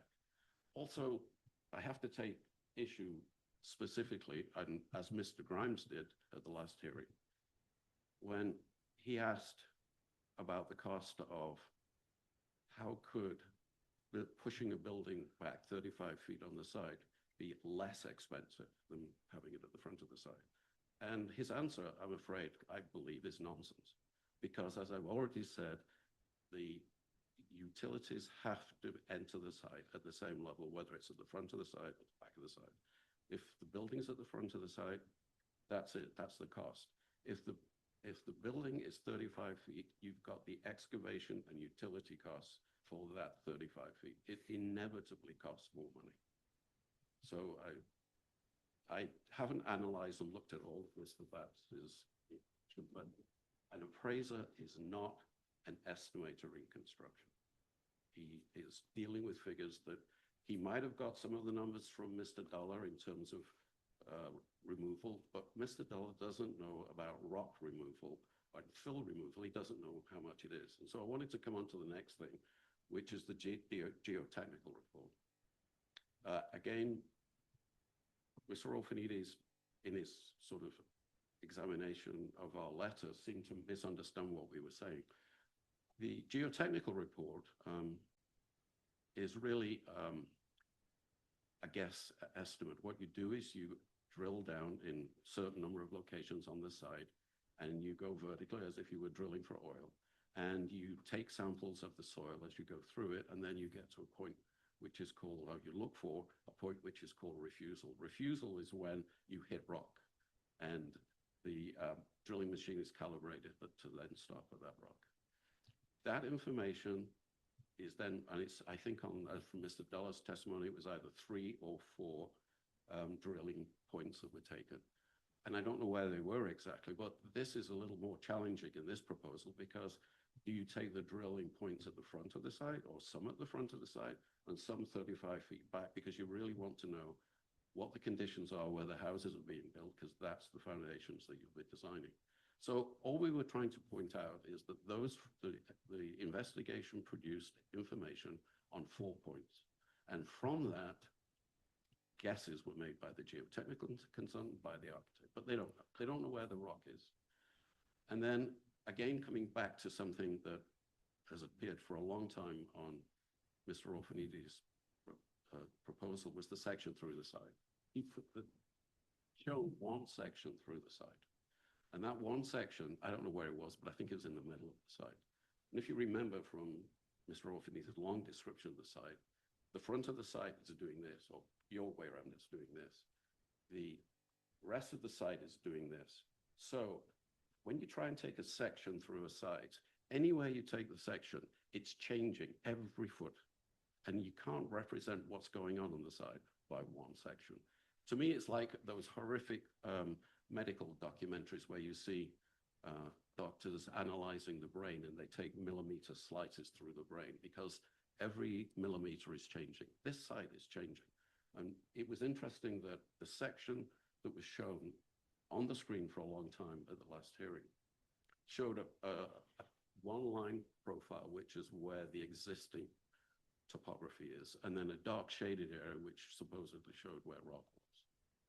And that line was conflicting with the testimony being given by Rachel, who said it was at 80%. The line that was shown in the section was like this, and she was talking about the profile being at a certain point 80%. So all I'm trying to point out is all of these things which are presented as being hardline figures, Mr. Batts actually came up with a figure of $65,000 loss. I don't know where he got that from, but it's meaningless because you can't take those figures into account. And also, I'm only being sucked into the argument of looking at the financial hardship, and we shouldn't be looking at financial hardship. We should be looking at the least variance granted for this proposal. And I think what we came, I'll try and wrap up as quickly as I can. What we came up with was, as we put in our letter, the least variance would be accepting that there is a steep slope and there is a hardship. And also, we're also aware in other cases that it's almost accepted law that if you have a property, you should be allowed to develop it. So of all the variances that we could consider, we understand the steep slope proposal.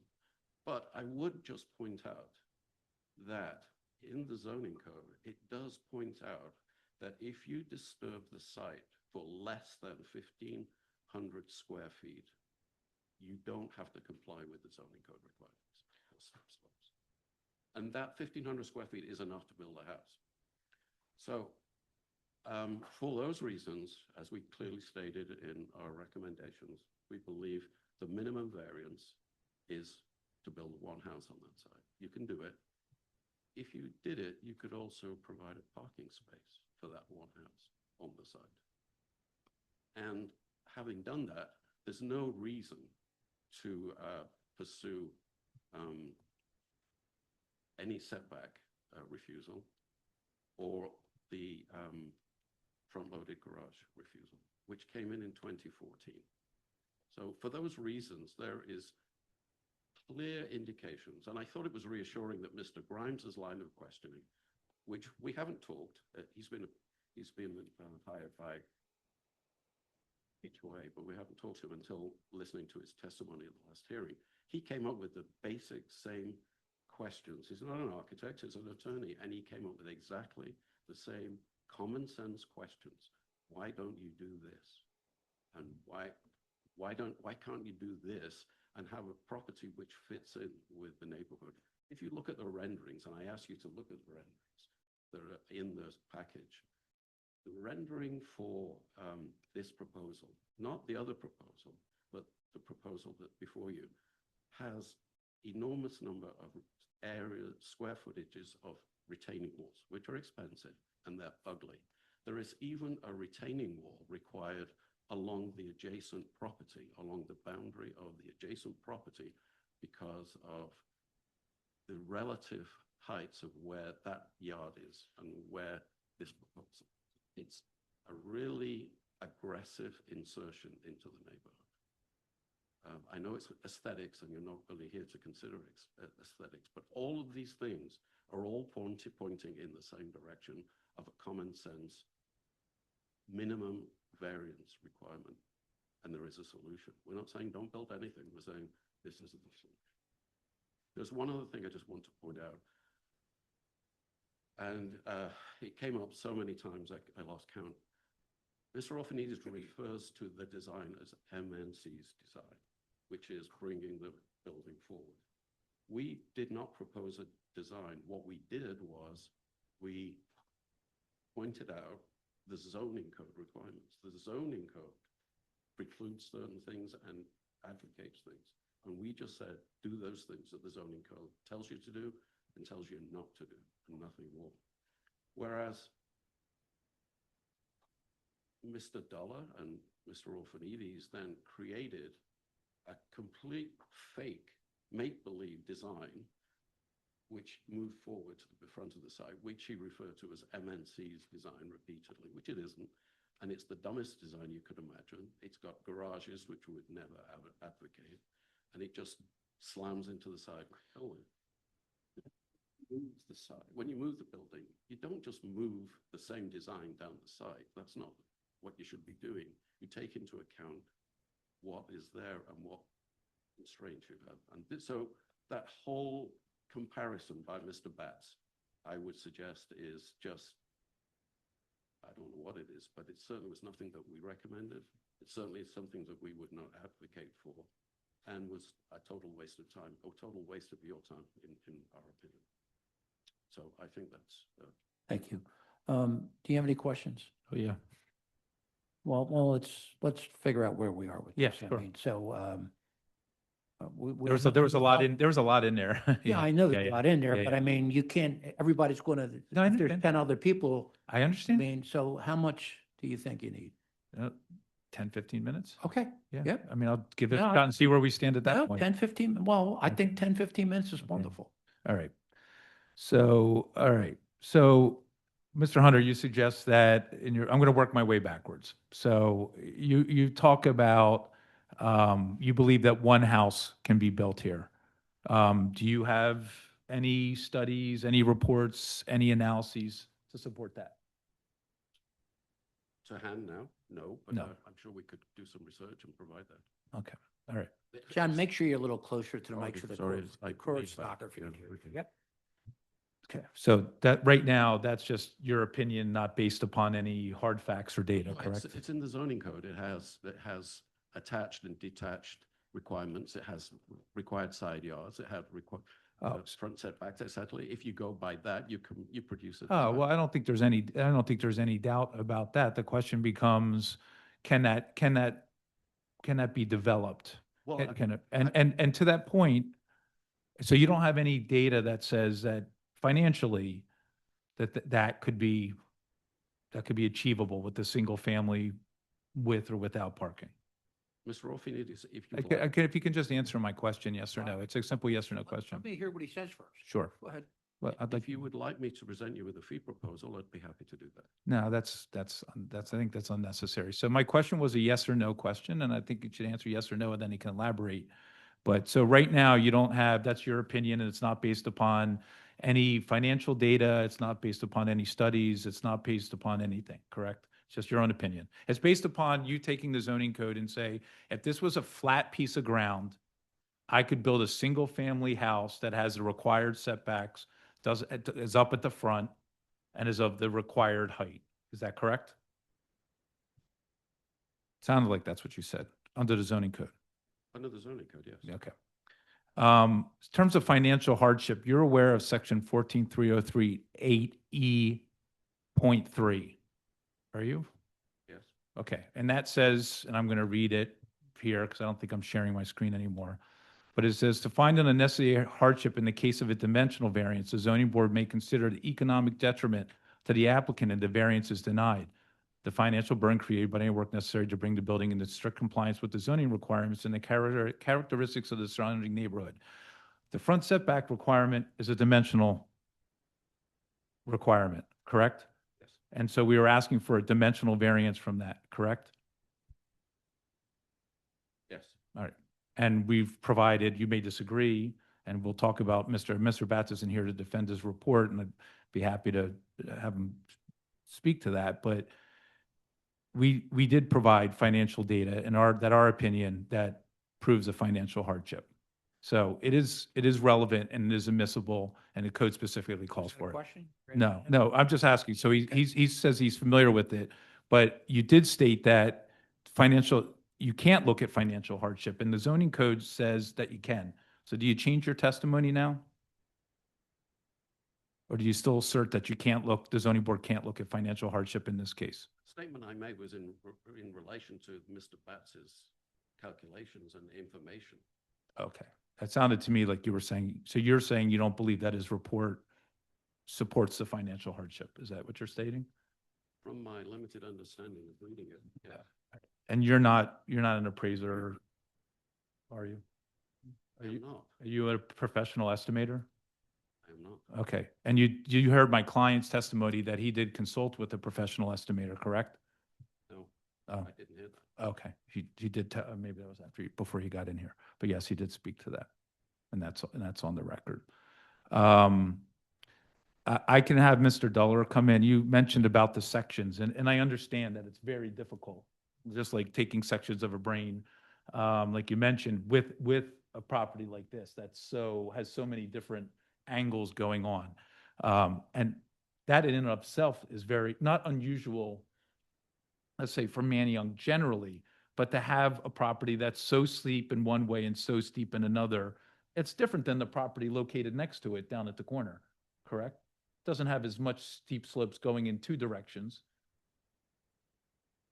Correct. Correct, okay. So it's different than even the property next to it. But it looks to me, and I can bring Mr. Duller on, but it looked to me from the plans, and I went on, and I remember asking this question, I think, way back when, but it's been so long now, that it was taken, it looks like to me that it was taking, and I can, again, bring him on to speak to that the section was taken. Instead of, concentrate on him. You Yeah. said you're going to bring him on 4 So- times now. so Well, okay, concentrate on him. so would it be surprising to you whether the section was taken in the middle of the property, at the edges of the property? I mean, if it was taken in the middle of the property, that'd kind of be like an average, wouldn't it not? It may be. I don't Okay. know, because of the way that the site is twisting in different directions. Okay, I mean, I can bring Mr. Duller on, but That's there's a fine. cut line on the plan that shows that it's not at one extreme or another, but it's taken towards the middle of the property, which I would assert is kind of an average and gives a good sense with the property that's as difficult to convey the conditions as this one is, as Mr. Hunter has stated himself and confirmed himself. Let's see.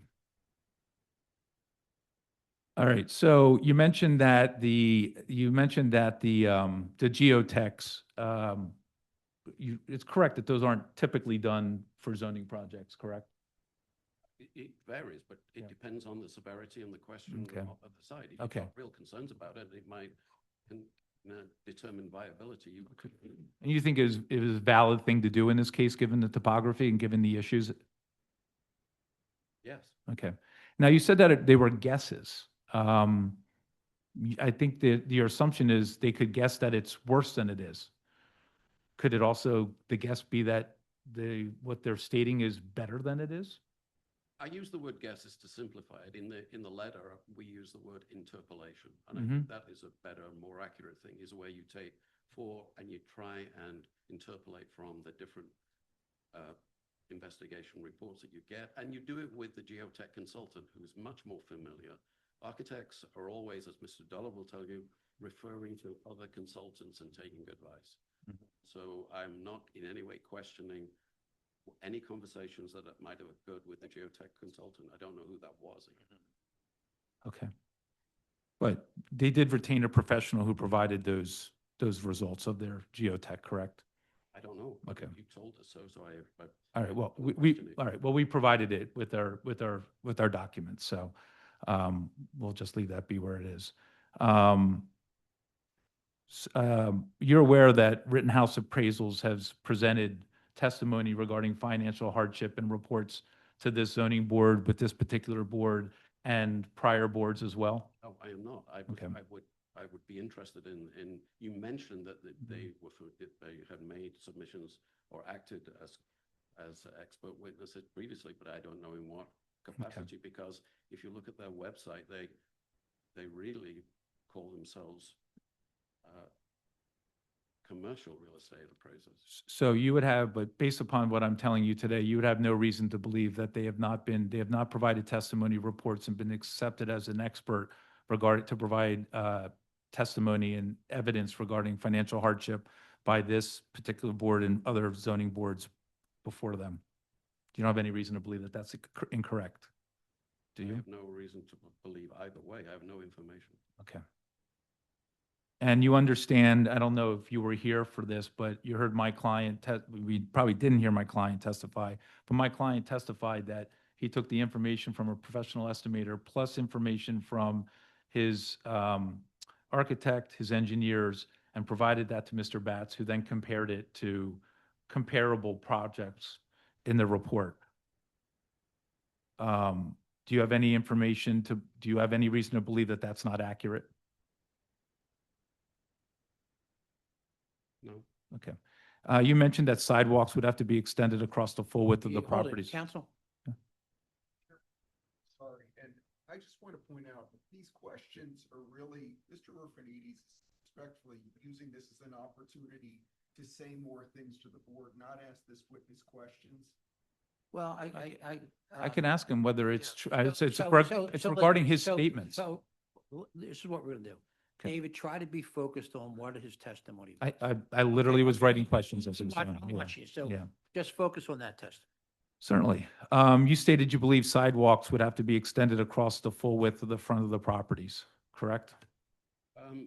We were told in Mr. Dulles' testimony that this scheme had been reviewed by Streets Department, which would require sidewalks, and that there is an indication of a curb cut, so I assume from the information given, there is a sidewalk to be provided. There isn't one at the moment. Right. But do you understand that the street does not extend across, Ripka Street presently does not extend across the full width of the lot? So that was not the information given to us initially by Mr. Mulvihill, but from your investigations, you've confirmed that that's the case, and we have no reason to question. Okay, so you couldn't extend the sidewalk further because the street doesn't extend any further than partially across the uphill lot, correct? The sidewalk is where the sidewalk can be, and it includes the curb cut for the driveway as proposed. Right, but do you understand that that's one of the reasons why the curb cut was moved from the middle of the property to the downhill side of the property? I don't know. I was never explained to me why it was moved. It seemed a straightforward thing to do, given the information that you have. Well, okay. I know I stated that during our community group meeting, but let's just say for the record that that was the reason why the driveway was moved from the middle to the southern side, was because of the investigation that was done during the delay, that just where we discovered where the street ended, and we actually don't have street frontage to come in from the middle. You touched on the fact regarding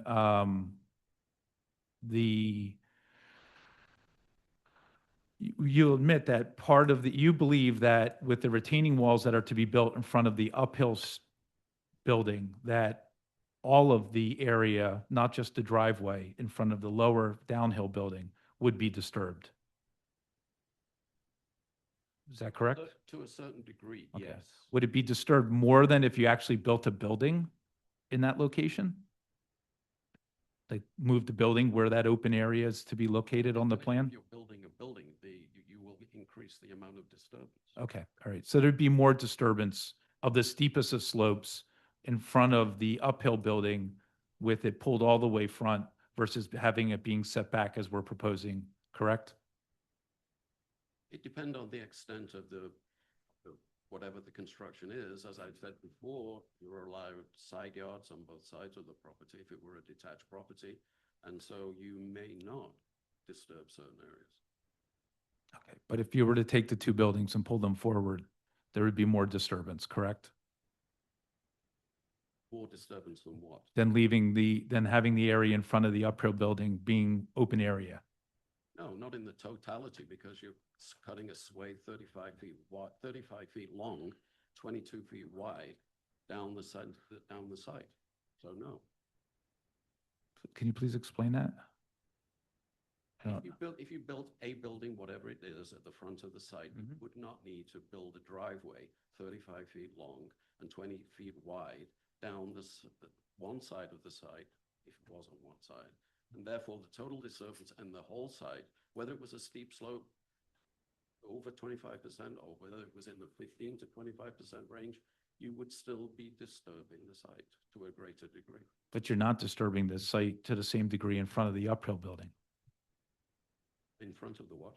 the building that's uphill, because that area doesn't have any development in it with the setback that we have. Whereas with the design pulled all the way to the front, they're building the building in that area. In the steepest of slopes. In the steepest of slopes, which we've already established, occurred in this site at the very front of the site. Yeah. Okay. So that would be worse in terms of the steep slope variance. Correct? I don't know about degree of whether it is worse. It just triggers. It's over 20%. Sorry, over 25%, and that's the trigger. Well, that's where it starts to trigger, but it's a question of degree then. I mean, isn't the idea that, is it anything over 25% is the same regardless of the steepness of the slope? Is that a question? Yes, that was a question. Is that your opinion, that anything over 25, that there's no difference between disturbing 26% versus disturbing 80% as we would be in some of the locations at the front of the property? Is that your position? No. Okay. And I may have heard this wrong. Did you say that my client purchased 251 from the developer of 263? No. Oh, okay. I'm sorry. I thought that you said that because that's not what the deed reflects. And you stated, you made a statement to the board, kind of insinuate, well, you made a statement, you didn't insinuate, you made a statement that my client knew that he would need variances when he purchased the property, and that should be held against him in determining whether variances should be granted in this case. Is that correct? I did not state that. No. Okay. All right, because the case law doesn't say, that's how I took your statements, and I mean, I'm not going to have you read them back, but the case law is clear. You can buy a property. But that's Yeah. not the case. Okay, right? that's fine. That's fine. You mentioned, no,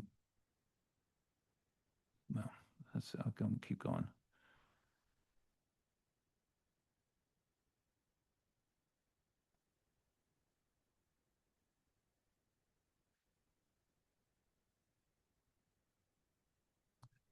You mentioned, you talked about the location of our building that are built sideline to sideline being so close to the buildings at 263.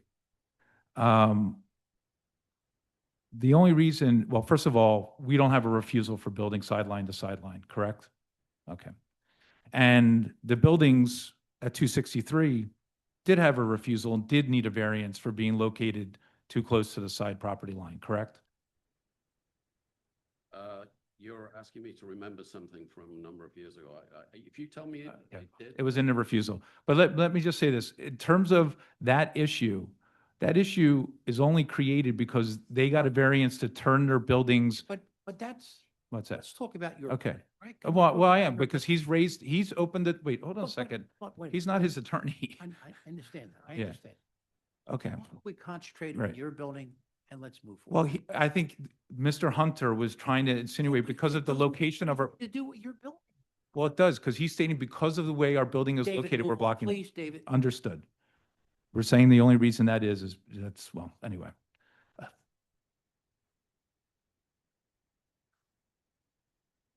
You understand that, well, I'm going to skip that side.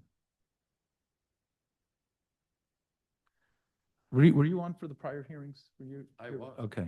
And I reviewed the. All right. And did you hear Mr. Dollar's test? You stated that there's erosion from the site. And do you believe that the erosion issue would be worse with the development of the project or better with the development of the project? The review by the Planning Commission was confirmed, and therefore I assume that the proposals would satisfy the requirement for Okay. erosion and stormwater management. Okay, thanks.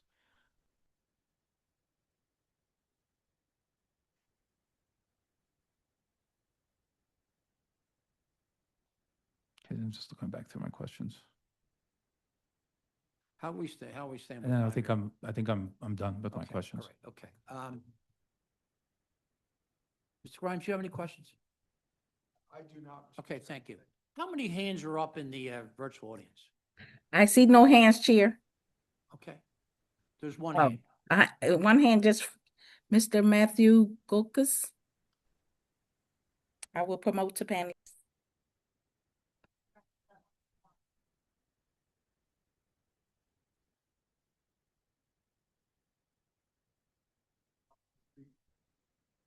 And I did he, believe- I did he, believe he's a resident of the association. did he testify already or No, he did not. write a letter?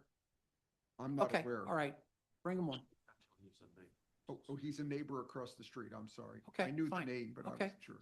Hi, yes, I'm a neighbor. I live. Hi, sir, could you please state your name and spell it for the stenographer? Hi, my name is Matthew Golkus, Gulkis. Do you swear or affirm to tell the truth, the whole truth, nothing but the truth? Yes, Sir, are you in favor of this project or against?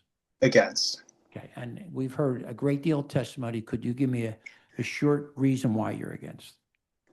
Yes, I'm just addressing 3 points Mr. Arfandis made, I believe during the first meeting regarding the exception for the driveway and garage.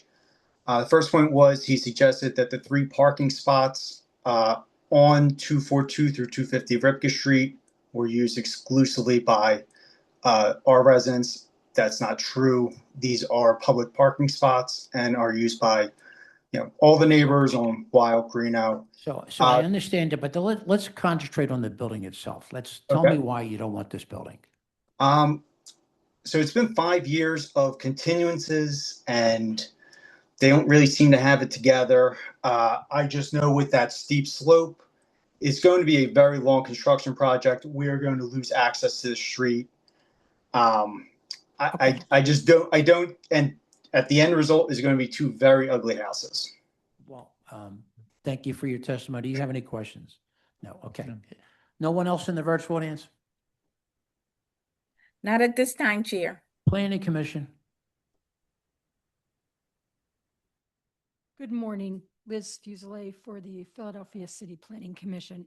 The comprehensive plan recommends no change to the RSA 5 residential single-family zoning at this location. The appellant has shown that the site cannot reasonably be used without triggering a variance for steep slope disturbance. The appellant proposes accessory off-street parking not accessed from a rear street, shared driveway, or alley. The city does not allow parking on Ripka Street, which is also a dead end. The appellant has shown that there are unique physical conditions or circumstances of this property that will prevent conformance with the zoning code. The City Planning Commission recommends that the board grant the proposed variances for accessory off-street parking, steep slope disturbance, and front setback. Thank you. This is the 4th hearing, right? Am I right? This is the 4th? I've lost count. The 4th, we've had a At great least. deal of testimony. Yeah. I'd like a chance to sit with the board and figure out exactly where we stand. I want to thank everybody for their intense interest in this, and we will vote on this next Wednesday at 9:30 a.m. Okay? All right. Thank you very All right, much. Thank you so much for your 5-minute patience. break, by the way, and then we have the one more case, Okay. right? I promise 5 minutes. Right? So MI 2026-001455, 6930 Ardley Street. David Orphanides is the attorney. Also involved in this will be Leonard Reuter and Alan Nachumsen. David, you've already been sworn, but just for the record, state your name. David Orphanides, last name is spelled Orphanides. Mr. Nachumsen? Alan Nachumson, ALAN, Nachumson, NOCHUMSON. Do you swear or affirm to tell the truth, the whole truth, and nothing but the truth? Mr. Reuter? Thank you. May it please the board, Leonard F. Reuter, REUTER, Senior Attorney, City of Philadelphia. Do you swear or affirm to tell the truth, the whole truth, and nothing but the truth? I do. Right, so we debated for a while this morning where we stood on this. Why don't I have Hillary make some comments on what we think would be some legal implications? Right. So as the chair mentioned last time today, we're going to finish the arguments as it relates to the constructive notice. If the board deems that it's been shown that the appeal was filed timely based on constructive notice, then they will and they will announce that at the end of the hearing, and we will continue the case for another, to be scheduled for hearing on the merits. Otherwise, that hard? otherwise, the board's other option will be to, if it doesn't find it's timely, it will, vote to dismiss based on timeliness. So that's where we stand today. Okay, so, David, how do we remember where we stand? Who's? Yeah, I think we finished with Christina. So, and I think we were done with her. I believe that is the case. That's right. And I mean, although I will say that Mr. Nachumson had requested subpoena for text messages, and I did give the text messages. I emailed them to you last week with our exhibits. And if you had some questions for her based upon that, I'd be fine with that if you need. I did not notice the Okay. text messages. It's just the ones between Richard and they testified to it, but I think you had asked for them and that's all we have. But I mean, other than that, I was going to call Richard Creamer as my next witness. How many lives with- witnesses do you have? I think I have three. I think I have Richard Creamer, Shirley Threadgill, who's the neighbor across the street at 6935, and Kevin O'Casey at 735. And we'll see. Sorry, can I just ask, so obviously Christina's the appellant, she testified to when she found out about it. And some of that was through her husband, Richard, so I understand why he's testifying. Why are the other two testifying? I think it just shows that they weren't the only ones, and including a property owner directly across the street who had no idea that there was a zoning permit that was issued. They just thought it was continuing activity dealing with violations that had been going on for the prior 2 years. Just to show that my clients didn't act unreasonably compared to other neighbors. I would object to the introduction of those two additional witnesses. Are we going to get every single person in a 250 square foot radius to testify here? I think it's just cherry picking. I think the two relevant witnesses to know whether the applicant or the appellant knew or reasonably should have known of the zoning permit issuance would be her and her husband, who she claims she detrimentally relied on. And the only reason I'd say Shirley lives directly across the street from the property, and Kevin O'Casey was referenced in the testimony by Christina as Yeah. far as being involved in communication. I think I'm going to side with Mr. That's Nachumson fine. here. And the That's point is, we're trying to figure out whether or not the timely issue is done. And that's it. And these are people that they communicate with, so if they didn't know, they might, but I understand Mr. Who do Nachumson's point. you want to call? Then I think we're just left with Richard. The same question for Mr. Nachumson, because I wasn't sure if you were calling any witnesses as well. I'm just trying to determine what we have left today. I am only calling the property owner's representative, Jordan Abrams, who's behind me in the audience. Okay. Okay, all right, thank you. All right, go ahead. All right. Now, don't look at your clock. Yeah, well, I know the blur comes on at 12:30, right? So we want to get done by then. Try to. All right, so I think Richard Creamer should be on. Sure. Mr. Creamer? Text on the mic if you identify him. Mr. Creamer has been promoted to panelist. Thank you.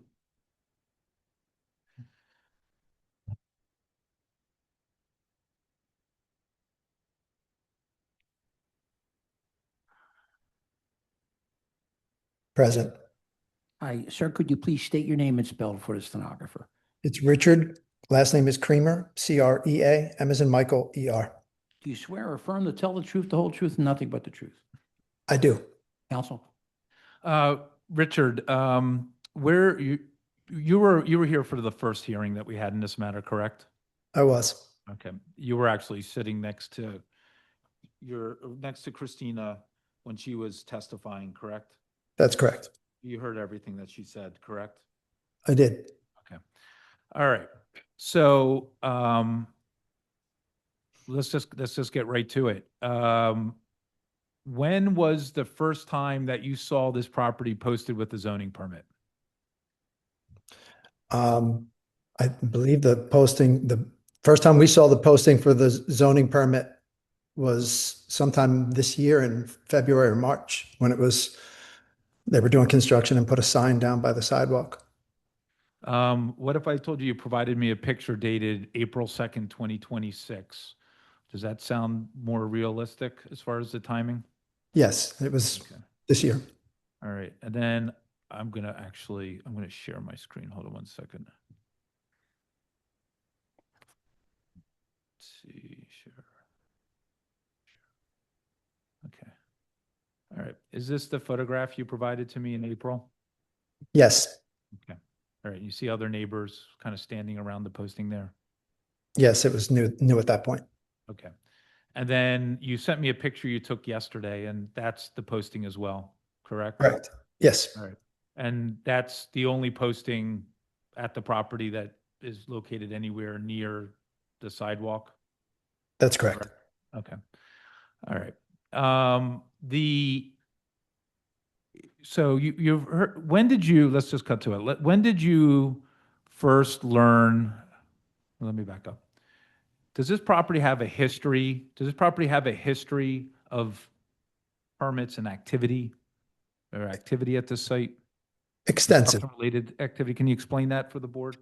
To our understanding, there was some structural damage at the rear of the property that is shown in pictures as well, and it's visible from the street at this point in time where they took that down and rebuilt it. But for years, that property was in and out of side bracing, and I don't know if that's the correct terminology, but there was braces that were going along the Sedgwick Street side of the property that were, being braced and helping hold the building up as they dug out the foundation or replaced the lower portions of the wall. I don't know the extent of the damage or what it was termed at. We didn't get into all of that, but there was constant work on that property.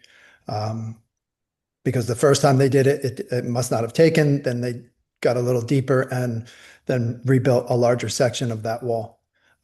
So that's been going on since I think 2021. How long did that continue? For years. Like for years until when? Probably 2024, 25. Yeah. Okay. And when did you first learn of what we're here for, the proposed change of use and addition or alteration to the existing structure for use as a multifamily? First ever notice of it was with there was a text regarding, or a petition rather, that was circulated about a proposed change to the building at 6930. And that was sometime in November of 2025. Okay. And I'm going to, these have been mentioned, I think these have been requested by council for the property owner. Does that look like the text that you sent to your wife, Christina? Yes? Yes. And that's dated November 9th at 7:07 p.m.? Yes. Okay. And then here's a picture of a text from Christina's phone that shows that same image, signed the petition with the same time, correct? Yes. And then how did you learn, you received the petition and then you texted it to Christina, is that correct? To my recollection, one of our neighbors on the, up this side of Ardley, Robin, had mentioned it to me in terms of like, hey, they're looking to change the property down on the corner. And could you sign a petition? And she gave me the address and I found the petition. It's the first thing that comes up when you. Was there any mention of a zoning permit at that time? No, it was a proposed change. It was, everything was, and we thought it was an invitation to participate as stakeholders in the potential changes. Okay. And I've uploaded, or I've shown up on my screen, a copy of what looks to be the petition. And as you mentioned, I've highlighted in green, my office has highlighted the reference to proposals. There was no indication in that petition. Well, does this look like the petition that you reviewed and that you forwarded to Christina? It does. Okay. And you reviewed all this prior to today's hearing, correct? I don't think I've looked at that since I sent it to you. Okay. But you sent it to me, correct? Yes, I did. Yeah. So, and it only reference proposals, doesn't reference anything about an actual permit being issued, correct? That's exactly correct. Okay. And then did you then text after that? Or did you also text little later in November, I'm put up on the screen a text thread that I've clouded with some of your neighbors about the petition? Yes, I thought that that's what essentially was going to be discussed at that meeting. All right, and then and I've clouded, and these are your text messages in green, and it says meeting on proposed 13 units. That's correct? That is That was correct. your text? Not only my text, my belief. Okay, I understand. So you get, in November, you get the petition from one of your neighbors talking about this proposal for the property. You then forwarded it to Christina. You engage with other neighbors, thinking that it's a proposal, that it's something that's going to need to come before the community as a variance, correct? There wasn't much more thought than that at the time. We thought it was going through. Then when's the next communication or information that you gained regarding the project at 6930 Ardley after this November petition? I think it was the weekend before the EMAN meeting that we thought was going to discuss it. I think we received notice of that meeting. Okay. And you registered for that meeting. I'm flashing up an email you forwarded that shows that on December 15th, you registered for that meeting, that EMAN meeting, correct? Correct. Okay. And tell us what happened. How did you participate in that EMAN meeting? But Was it in person or virtual? It was virtual. Okay. And why don't you just tell the board what happened and how you came to learn that it wasn't proposed, that it was actually a permit that was issued? I mean, I don't remember exactly how that all took place, but at that meeting I forget who said it. I think it might have been Linda, it could have been Kathy, that informed us that this was not necessarily a proposal, that this was something that had resulted from a mistaken zoning change, or at least what has been acknowledged as a mistake by City Council, changing the zoning to give this, a different setup, and the community was never involved as a result. So that this just kind of, it happened without any of the normal community awareness channels being included in the zoning. And it was a shock to everybody on the meeting. Everybody who didn't know anyway. Okay. And you did not know prior to that meeting? I did not. Okay. Did you try to secure any information regarding the project other than aside from at the meeting in December? Did you have a communication with the architect for the project? Yes, I went on their website to just to request a copy of the plans. I forget. I can't read what that says on my screen, even with my glasses, but it's pretty small. But I think I was just requesting a copy of the project plans. And that was the day after. That was on December 16th. That was the date of this email. Does that sound correct? That sounds, yeah. So all right around that time is when it kicked off for us. And you didn't have any communication with the architect for the project before December 16th, correct? Absolutely not. And did you have any communication with anybody else involved with the project before December 15th? No. Okay. Then what happened after you learned about the project, as far as in terms of submitting an appeal to the zoning board? I mean, there was, we just tried to gather information at that point. I mean, Toner was a part of that request for information. We tried to figure out what happened. How did a block that was zoned consistently the entire time we've been here in this house, which is coming on 2 decades, provide for a use change that allowed them to bypass any neighborhood involvement? It just seemed really kind of strange. So we just figured out, we had a lot of work to do in terms of trying to figure out what had happened. So in addition to not being signs at the property, there was, the zoning changes that had, taken place to allow this to here were non-transparent council-driven changes. So it really did just completely bypass all those community channels, the normal community awareness channels, in addition to not having signage. So when we found this out, what we did was we went and started like digging up. We started Googling, we started looking online, and we started, figuring out what contacted our local representatives in the city to try and figure out like, how did this even take place? Like what was, in order to figure out like what we might be able to do or not do about it, we had to figure out how it happened. And so that was where after getting over a little bit of the shock that this was like, already kind of built in with none of us, being able to have any meaningful input into the project or its scope or impact. It was, again, just trying to figure out how it happened and then figure out what the next step after that was going to be figuring out what we could do about it. Okay. And so you didn't know about the zoning changes for the remapping of this property until the meeting, the EMA meeting on 12/15, correct?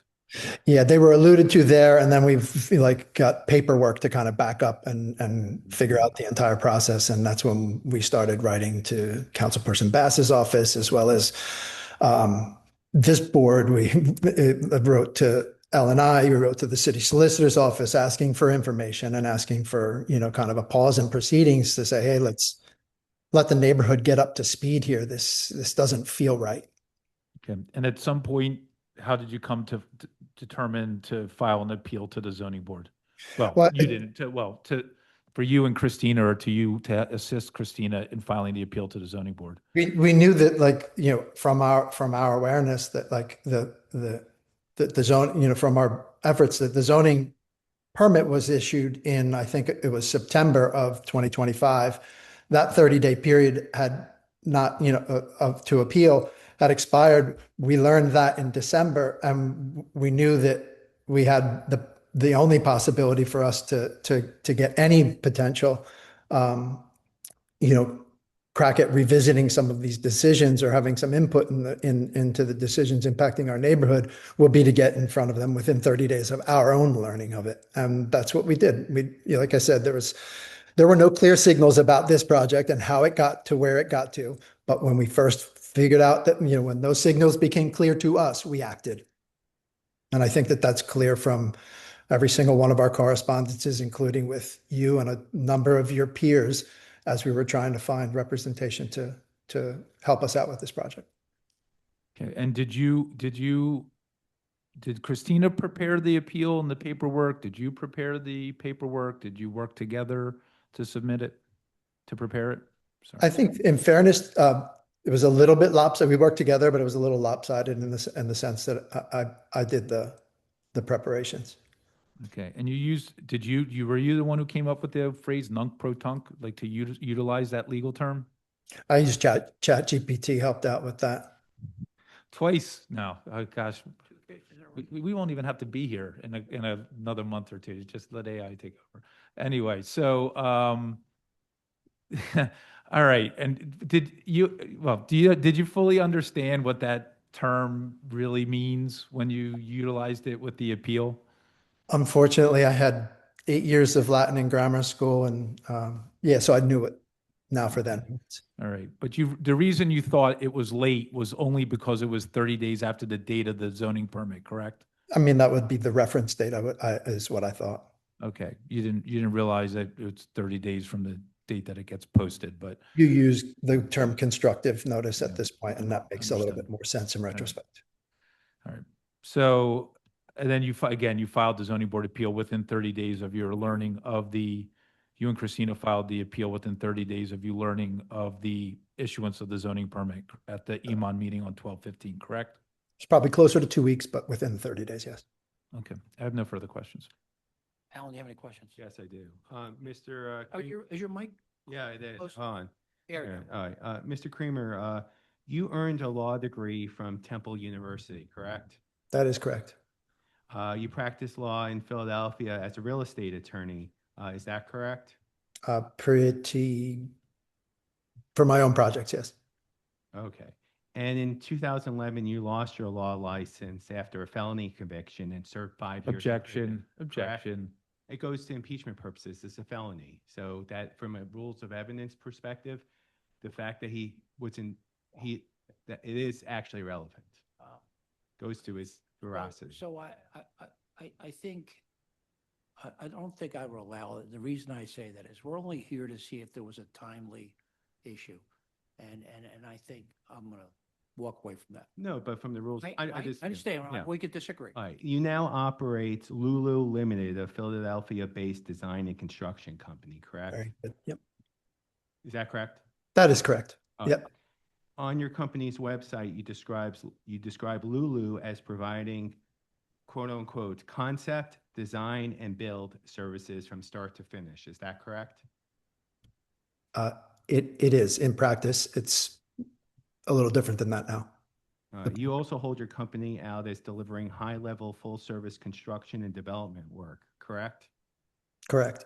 And that type of work necessarily involves obtaining permits and working through the city's approval process. Is that correct? I don't do any of that.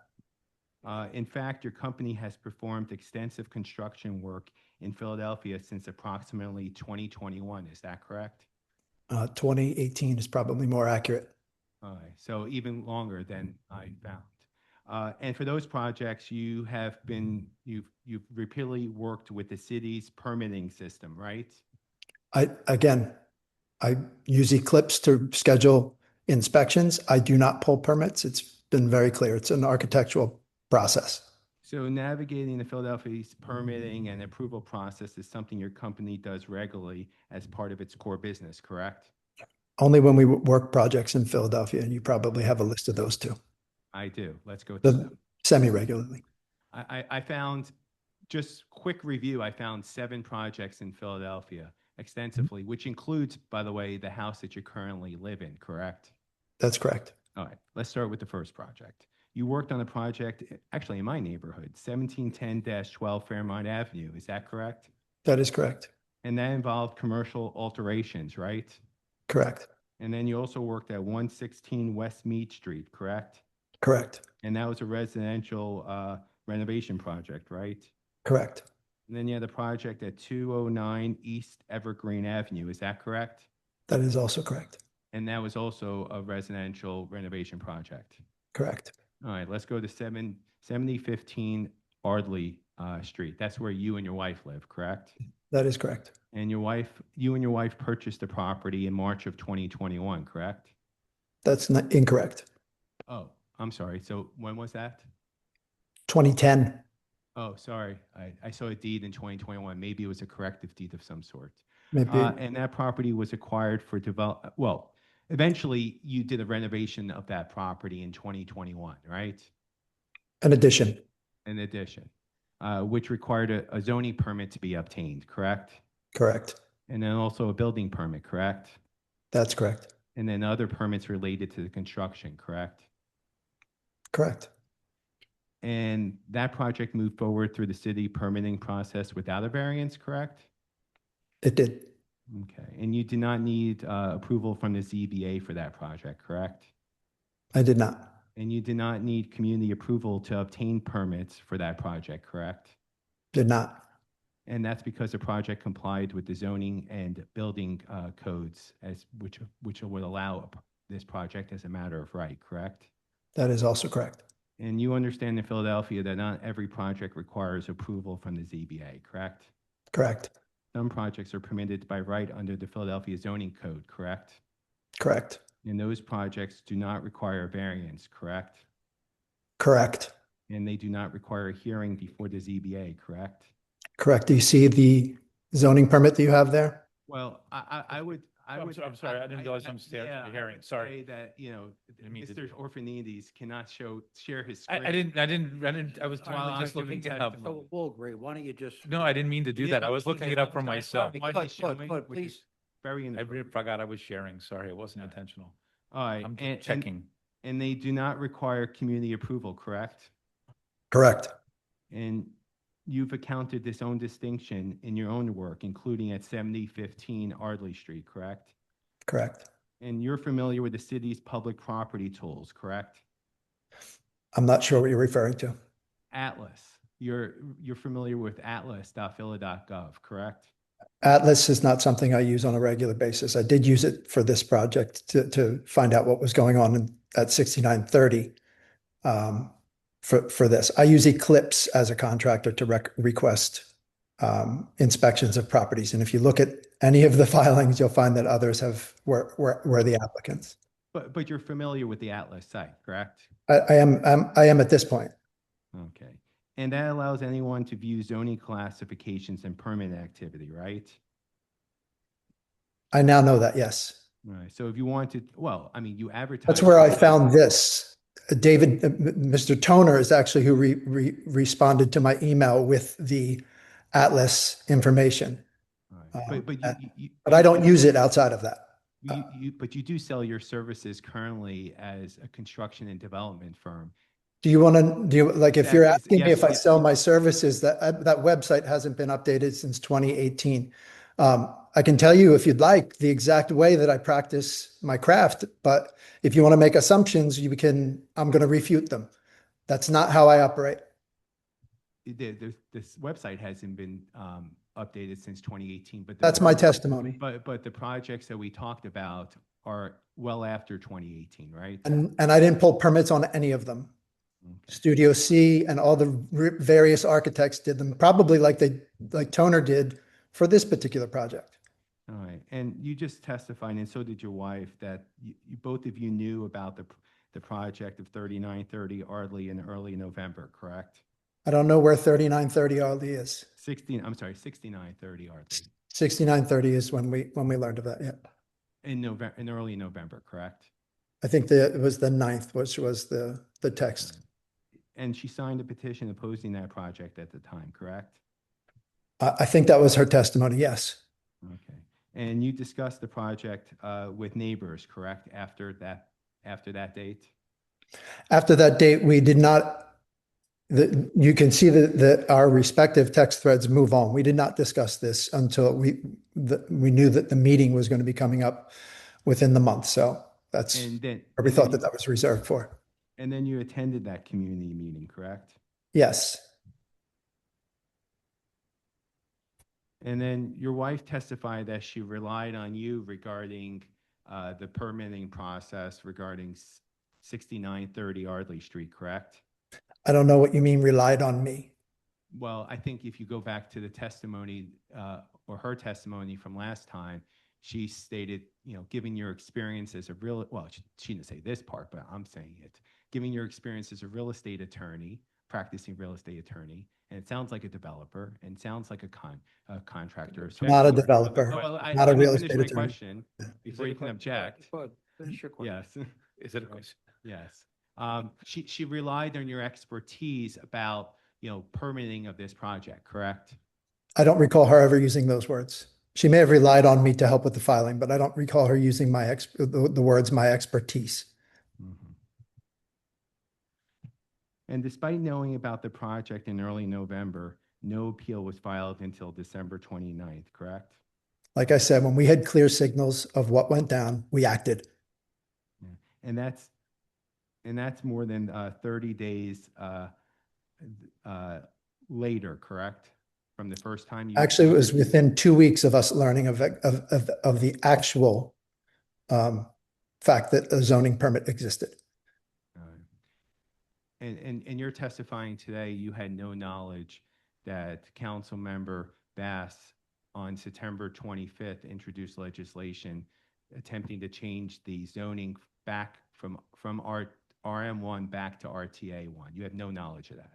No knowledge of that at all prior to after the 16th. You have no knowledge that my client met with the next door neighbor, I believe starting in September through October and November, about this permit that he obtained. You have no knowledge of that. Not until after the 16th. You have no knowledge that my client met with the Democratic ward leader about this multifamily, proposed multifamily development. I only know that he didn't meet with the neighbors. Sir, let me finish the question. I thought that was the question, sorry. No, so you have no knowledge that he met with the Democratic ward leader in, I believe, October or early November about the zoning permit he obtained. I've still currently no knowledge of any of your clients' doings. And you have no knowledge that my client met with Councilmember Bass I believe sometime in October or November of 2025 regarding this project. I learned after the 16th that there was some sort of a negotiation going down between those two, but it never came to fruition. And you have no knowledge that after complaints by nearby neighbors regarding work that was done on the property, that a violation notice was issued in early November of 2025. No. And you have no knowledge of any legislation that Councilmember Bass introduced on November 20th of 2025, giving her alleged standing to dispute the zoning permit that was issued, which is the subject of this appeal. I learned that after the 16th, and it didn't say alleged. It did actually have council granting her those powers. I have no further questions. Mr. Reuter, I have no questions. and you have no more I questions? just have a More follow-up for this? Yeah, just a quick follow-up. You say quick, right? Yeah. Okay. Yes. Richard, council has referenced that Christina signed a petition opposing the project. And this happened at the last meeting too, where it was constantly using the term project. I'd like to be very specific. Until December 15th, you understood it to be a proposal, a proposed plan to change the use of the property, correct? That is completely accurate. And then December 15th, you found out that a zoning permit had been issued, correct? That is correct. So it went from proposal from November, when you first learned about the proposal, until December 15th, when you learned about a permit, correct? Yes. All right, I think that's an important distinction that I want to clarify. In terms of the other projects that was not intentional. I didn't realize I was sharing my screen still, but I looked up a couple of those projects. For your own project, 715 Ardley, the zoning permit, it looks like that zoning permit was pulled by Dominic Aspite, who's an expediter here in Philadelphia. Does that sound correct? It does. And then for 1710 Fairmount and 116 West Mead, were those just were there zoning permits for the work that you did, or were those interior renovations that you did that involved just a building permit? Both were. I think there was some zoning stuff before I came on board at Fairmount, but it didn't involve me. And then the other, even the interior permits were pulled by, I think it was Studio C on both of those, Studio C architecture on both of those projects. Okay. All right. I have no further. I have no further questions. Right. Mr. Nachumson, your witness? I'm done with this witness.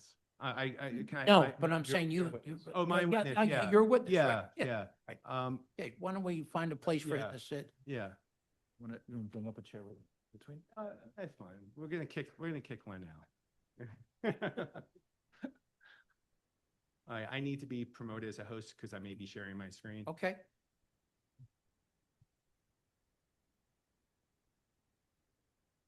So while we're waiting, could you please state your name and spell it for the stenography? Try to get into the mic there.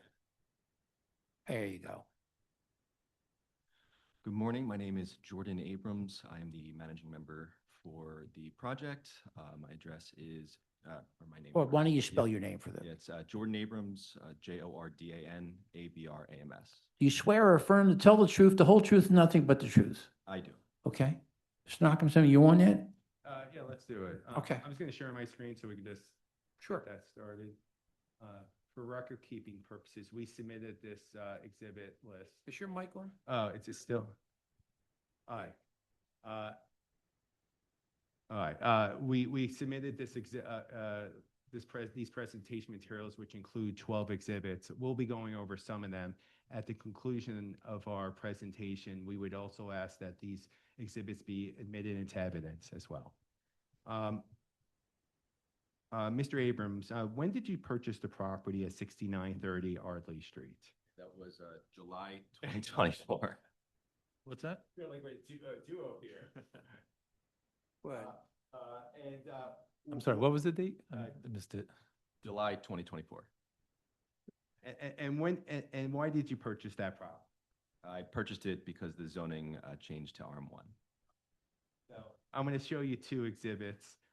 First, which is our exhibit 2 in our packet of materials. I'm going to object. I don't know how I'm sorry. I thought you were flashing the ordinance. Sorry. Never mind. Withdrawal. No, so the July 3rd, 2024 indenture, that's the property, that's the deed that's transferring the property to With Thought and Care LLC, correct? Correct. And by the way, you are the member of With Thought and Care LLC, Correct. I'm the managing member. and you have authority to testify on its behalf. Correct. Now, I'm going to show you the Exhibit 1, which is designated as Bill number 240159. Is that your understanding where the zoning changed from RTA 1 to RM1 before you purchased the property? I believe it was RSA to RM1, but I'm just going to object. I don't know how this has to do with notice to my client. Why don't we Okay. just let him go a little further Okay. down like I All right. have with you, and we'll see what's That's fine. going. And so at the time that you purchased the property, you understood that the property can be developed as a multifamily structure. correct. After purchasing the property, what did you do? What steps did you take to move the project forward? Yeah, so I hired an architect and an engineer. And did they ultimately file, to your understanding, a zoning permit application for this proposed multifamily use? Yes, that's correct. And I'm going to go to Exhibit 3, which is the Eclipse permit filing for the zoning permit application. Is your understanding that this is the application for the proposed use of this multifamily structure? Yes, that's correct. All right. And did you ultimately receive a zoning permit for the property? Yeah, we received a zoning permit September 15th of 2025. All right. And then I'm showing you Exhibit 4, zoning permit ZP-2025-007-104. Is that the zoning permit for this use of the property? I believe so, yes. To allow it to be used for 13 dwelling units, correct? Correct. And what's the date of the zoning permit? I believe it's September 15th, 2025. All right. And did you post the zoning permit at the property? I did. I posted it in the window on the Ardley Street side of the building. Do you remember the date you did so? I don't remember the exact date, but I have proof of posting from the 25th of September. Now, did you ever speak to the neighbors about the project? Yes. So on September 24th and 25th, I spoke with my direct next door neighbor. I also spoke with the councilman on September 25th and November 5th, and the local RCO president, Christine Foster, on October 31st and November 3rd of 2025. And at the time you had communications with them, they knew that you obtained a zoning permit for this use of the property. That's correct.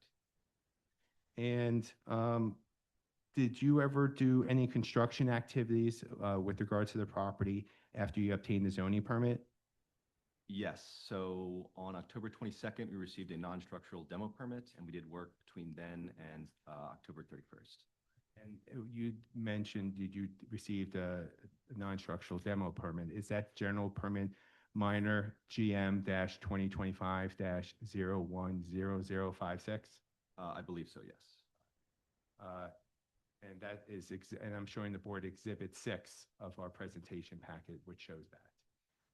And what work did you do, and how long were you at the property? Yeah, so as I mentioned, we were there between the 22nd and the 31st. It was non-structural demos. That's removing kitchens, bathrooms, drywall, interior, non-structural walls, et cetera. And then can you just give the board a general sense of like how many people were there, what was visible during that 10-day period from the street, public street? Yeah, sure. So we had a crew of about 15 workers on site. We had dump trucks, dumpsters. We had a porta potty installed. And then were there any issues during that 10-day time period with the general public with regard to that construction work? Yes, so we got a construction complaint on October 30th. We had a visit from L&I on the 31st of October, and on November 4th, we received a violation. I'm showing the board what has been marked as Exhibit 7 violation notice in order to correct, which is CF-2025-119760. Is this the violation notice that you received in early November? Yes. Now, after you obtained your zoning permit and began any work, did City Council take any action or attempted action regarding your project? Yes, Councilman Bass introduced a resolution November 20th against the project. I believe that is, I think I missed that one. Let's see, it's back here somewhere. Let me go. Here's a little slow.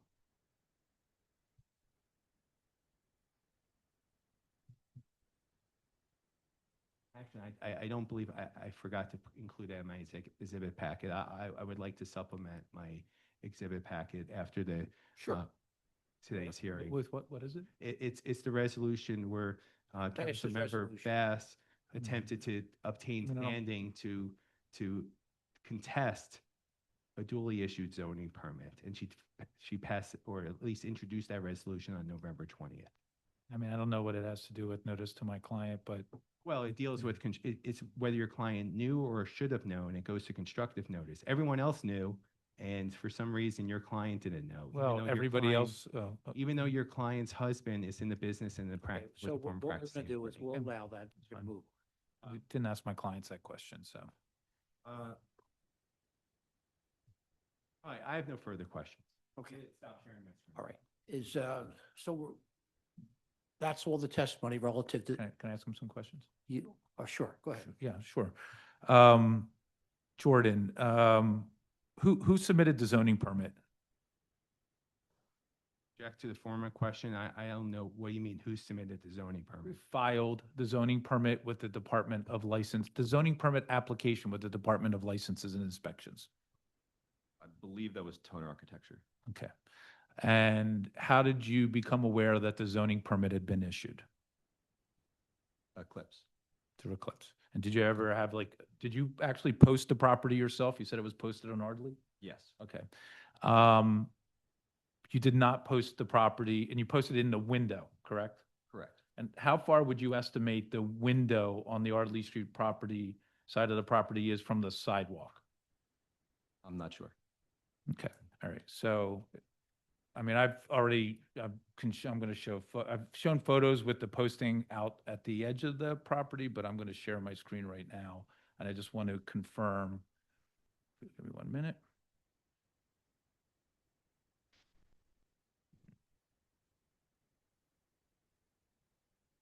Okay.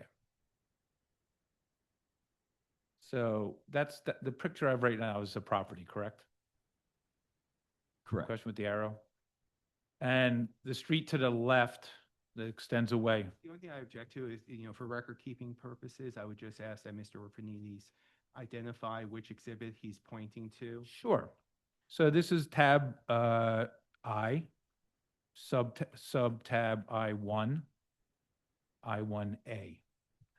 So this photograph, again, is the photo with the arrows pointing to 6930 Ardley, correct? Correct. Okay. And the street extends to the right is which street? Sedgwick Street. And the street that extends to the left or extends away towards the left side of the picture is what street? That is Ardley. Okay.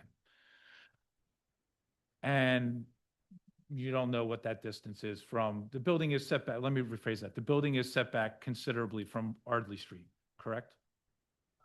Object to the form of the question. Okay. All right. How, can you take a look at that picture and estimate how far the building's located from the sidewalk on Ardley? No. Okay.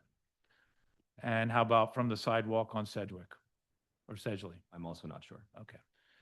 And this is the posting of the zoning permits in the window? Again, for record-keeping purposes, I would ask that Mr. Orfanides identify the actual exhibit he's referencing. They're in I1A. Thank you. I'll let you know when I change off of I1A. How about that?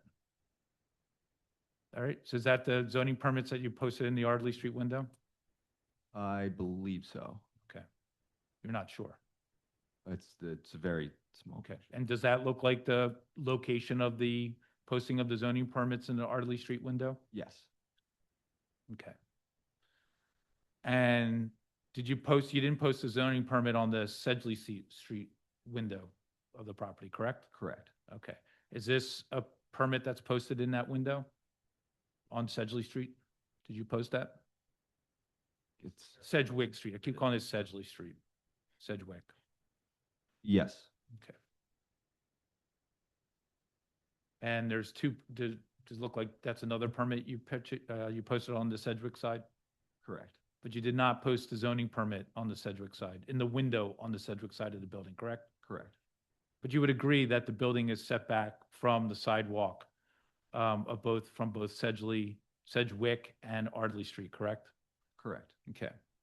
And I'm going to now go to tab I1B. Oh, no, here we go. Tab I1C. And these pictures were taken in April 1, 2026. And does that look to show how the property existed at that time? If you know? I'm going to object because I don't think these photographs were authenticated by either witness of Okay. his. All right. Here's photographs that I did show to my client from April 2nd. So we notice here that people are gathered around a board that's located at the corner of the property.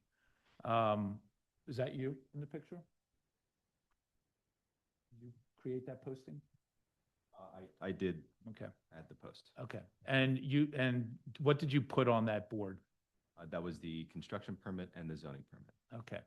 And is that the only location at the corner of the property I don't understand the question. where you posted the permits other than in the window? Other than the window, yes. Okay.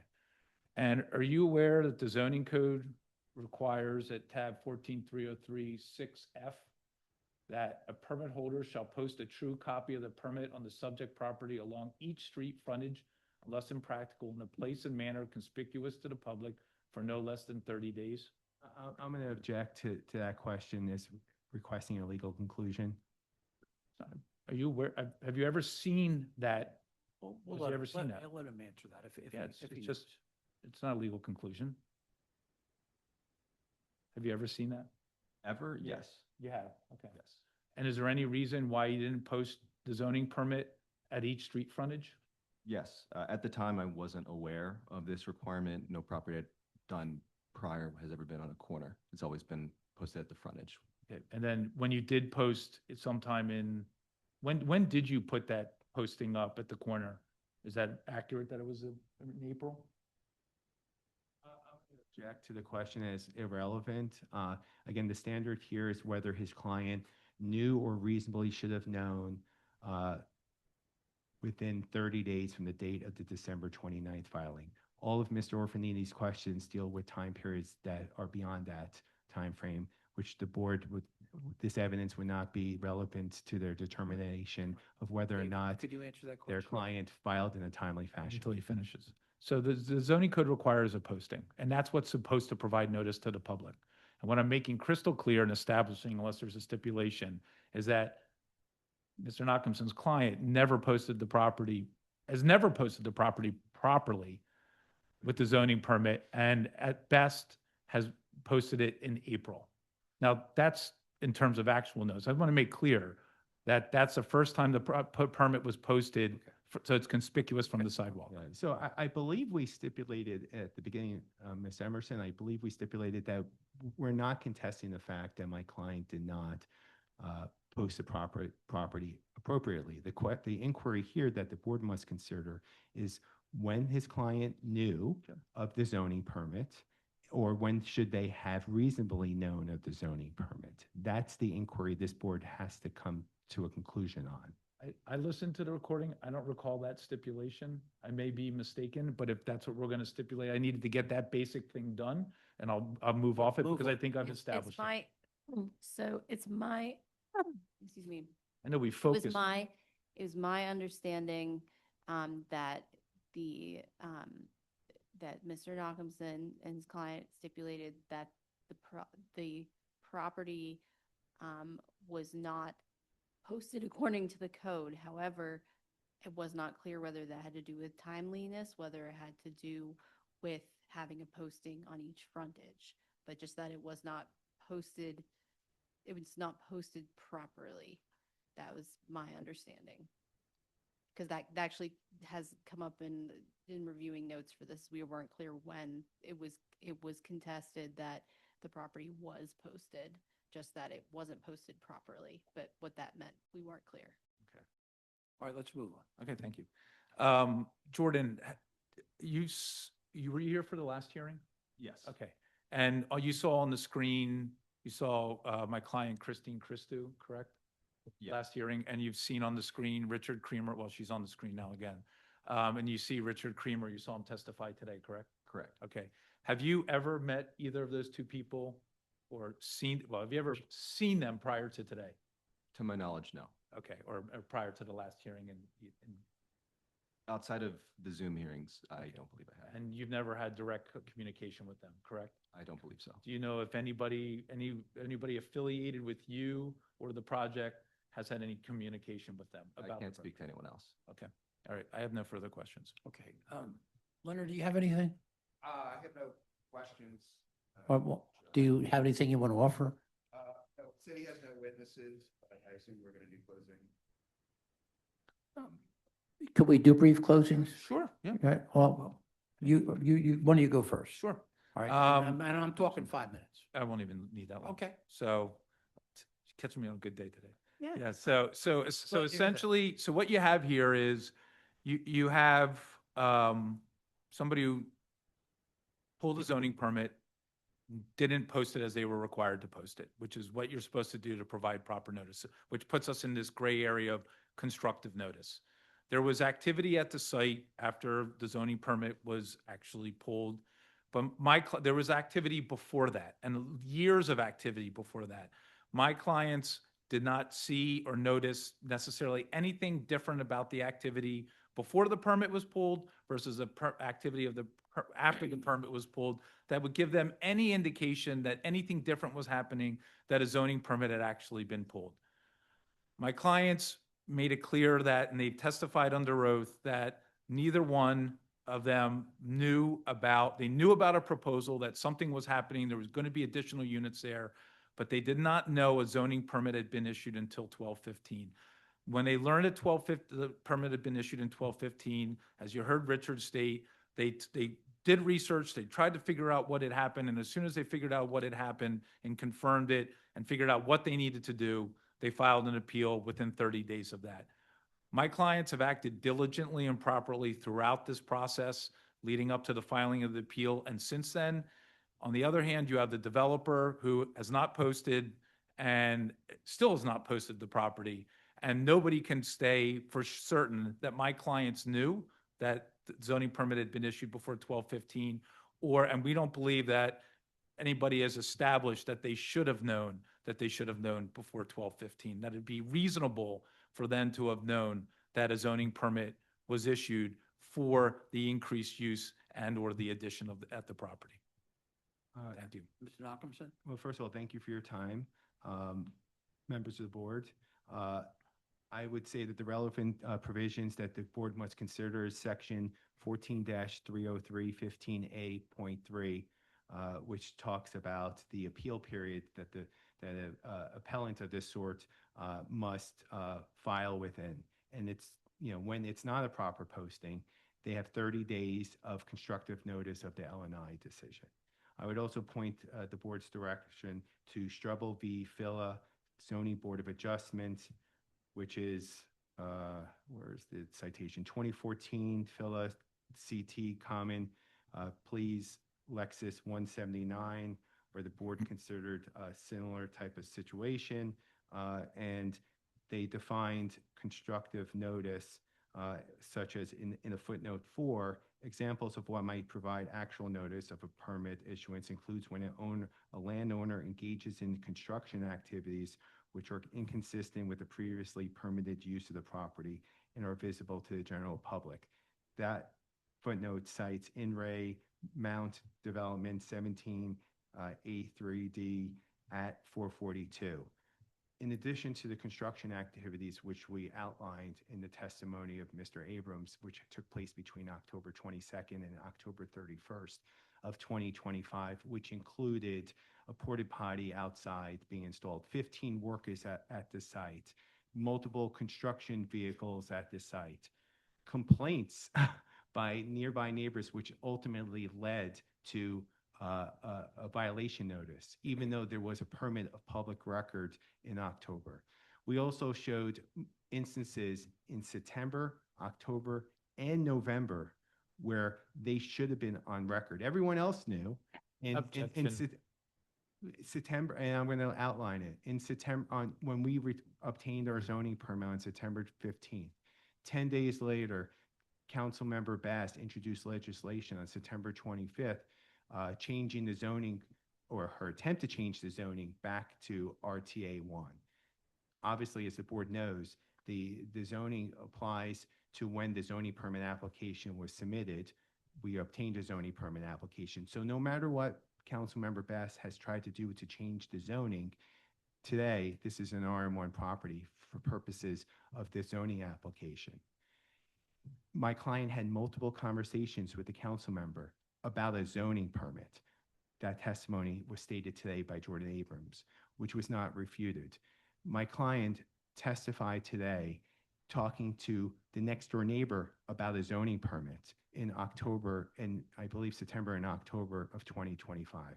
My client testified that he talked to the ward leader for this area of Philadelphia about a zoning permit. The testimony also showed that the appellant relied primarily and almost exclusively on her husband, who was a former practicing attorney,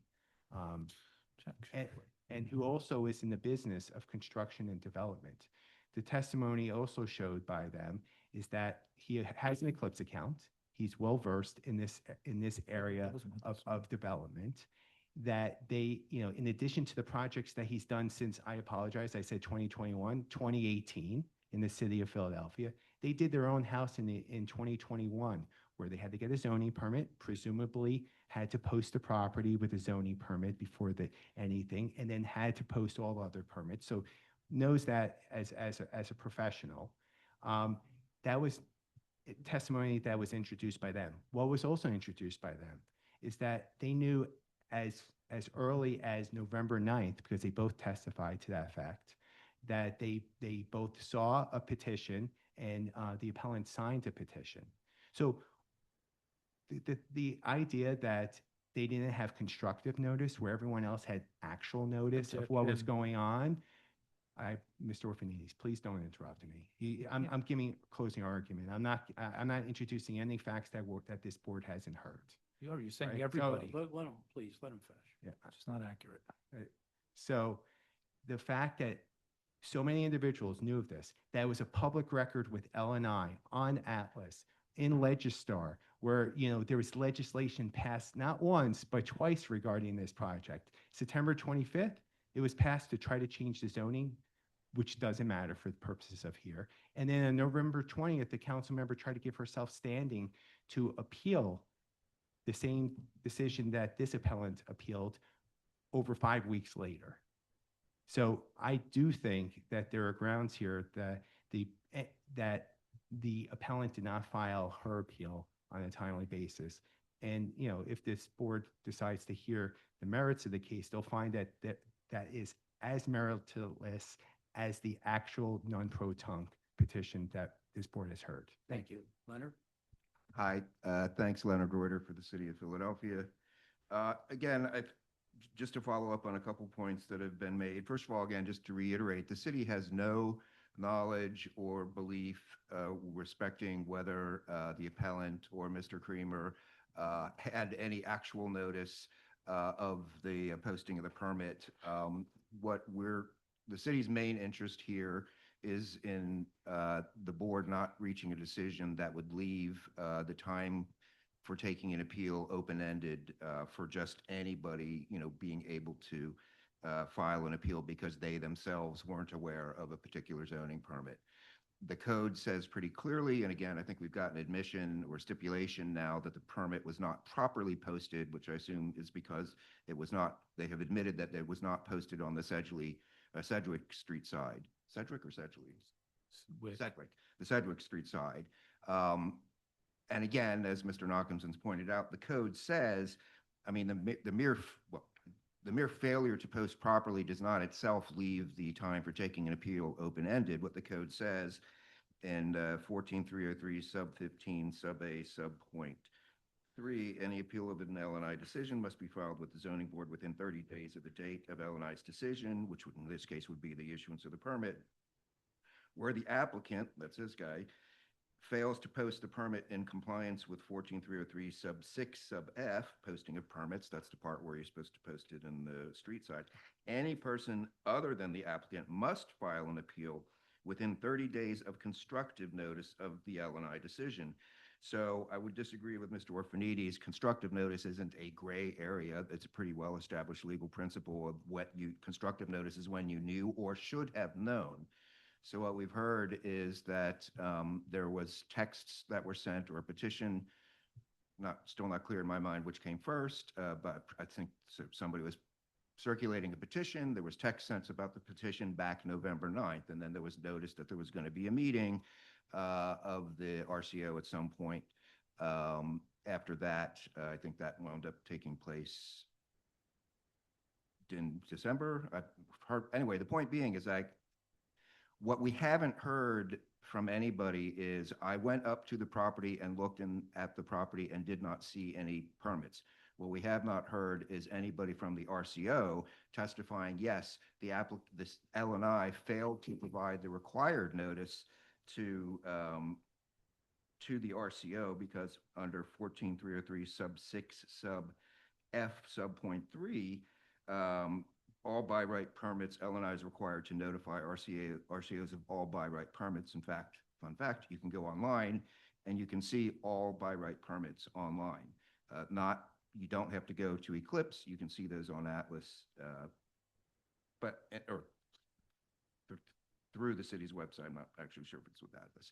So again, nobody has testified from the RCO saying, yeah, we didn't know anything about this permit. L&I never gave us any notice. We haven't heard anybody say that. What we haven't heard is again, like you had a petition that was being circulated, you have text messages, then you have an RCO meeting, you have apparently conversations at some point with the council member. Nobody looked online to see if a permit had been issued. I mean, they're talking about like having some kind of action, some kind of response to this project, which understandably they would be very, very concerned about. They're talking with RCOs and nobody said, oh, let's look and see what the application says. I mean, how did they even know there was a project that prompted the petition that was being circulated? Like, did they get like a secret message? Was it a crystal ball reading? No, somebody saw an application for a zoning permit, or by that point had seen the actual permit being issued. So again, we'll leave it to the discretion of the board, but it seemed kind of incredulous that, you know, all of these meetings took place, all of this discussion was taking place about a project that had a significant impact on these people, and nobody checked to see what the permits were that were issued. They were just saying, well, they're clipping the weeds, they're doing these other things that's been going on for years. It doesn't really make a lot of sense in the city's opinion. One other thing I wanted to address, because it's come up, is discussion about the zoning had been a mistake. I'm not sure where that comes from. The ordinance that changed the zoning of these properties from RSA 3 to RM1 was only passed in April of 2024.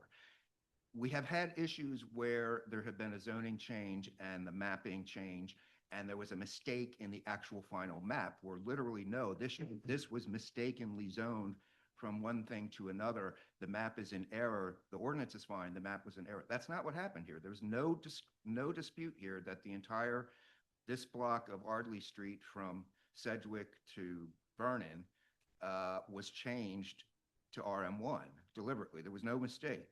That was the intention of the ordinance. That was literally one of the three things that ordinance did. That was passed in April of 2024.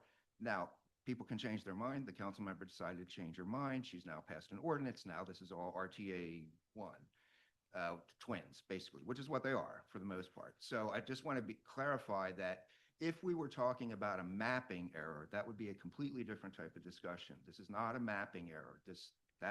It may have been a mistake, as in it was a bad idea to redo the map, but there was no mistake. So I just want to be clear about that. But with respect to the outcome of the case, the city will defer to the. Okay, all right, all right. I want to thank all three of you.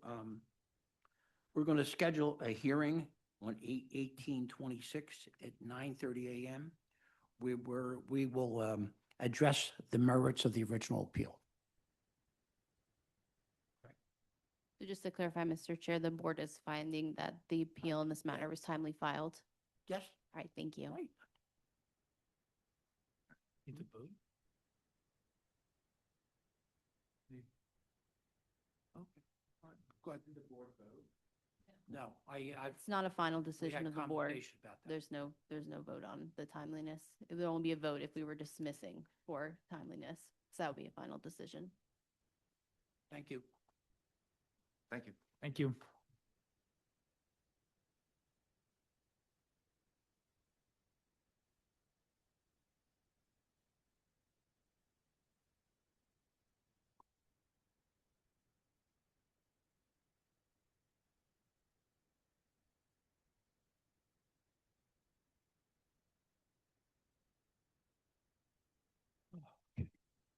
Have a good day. Thank you.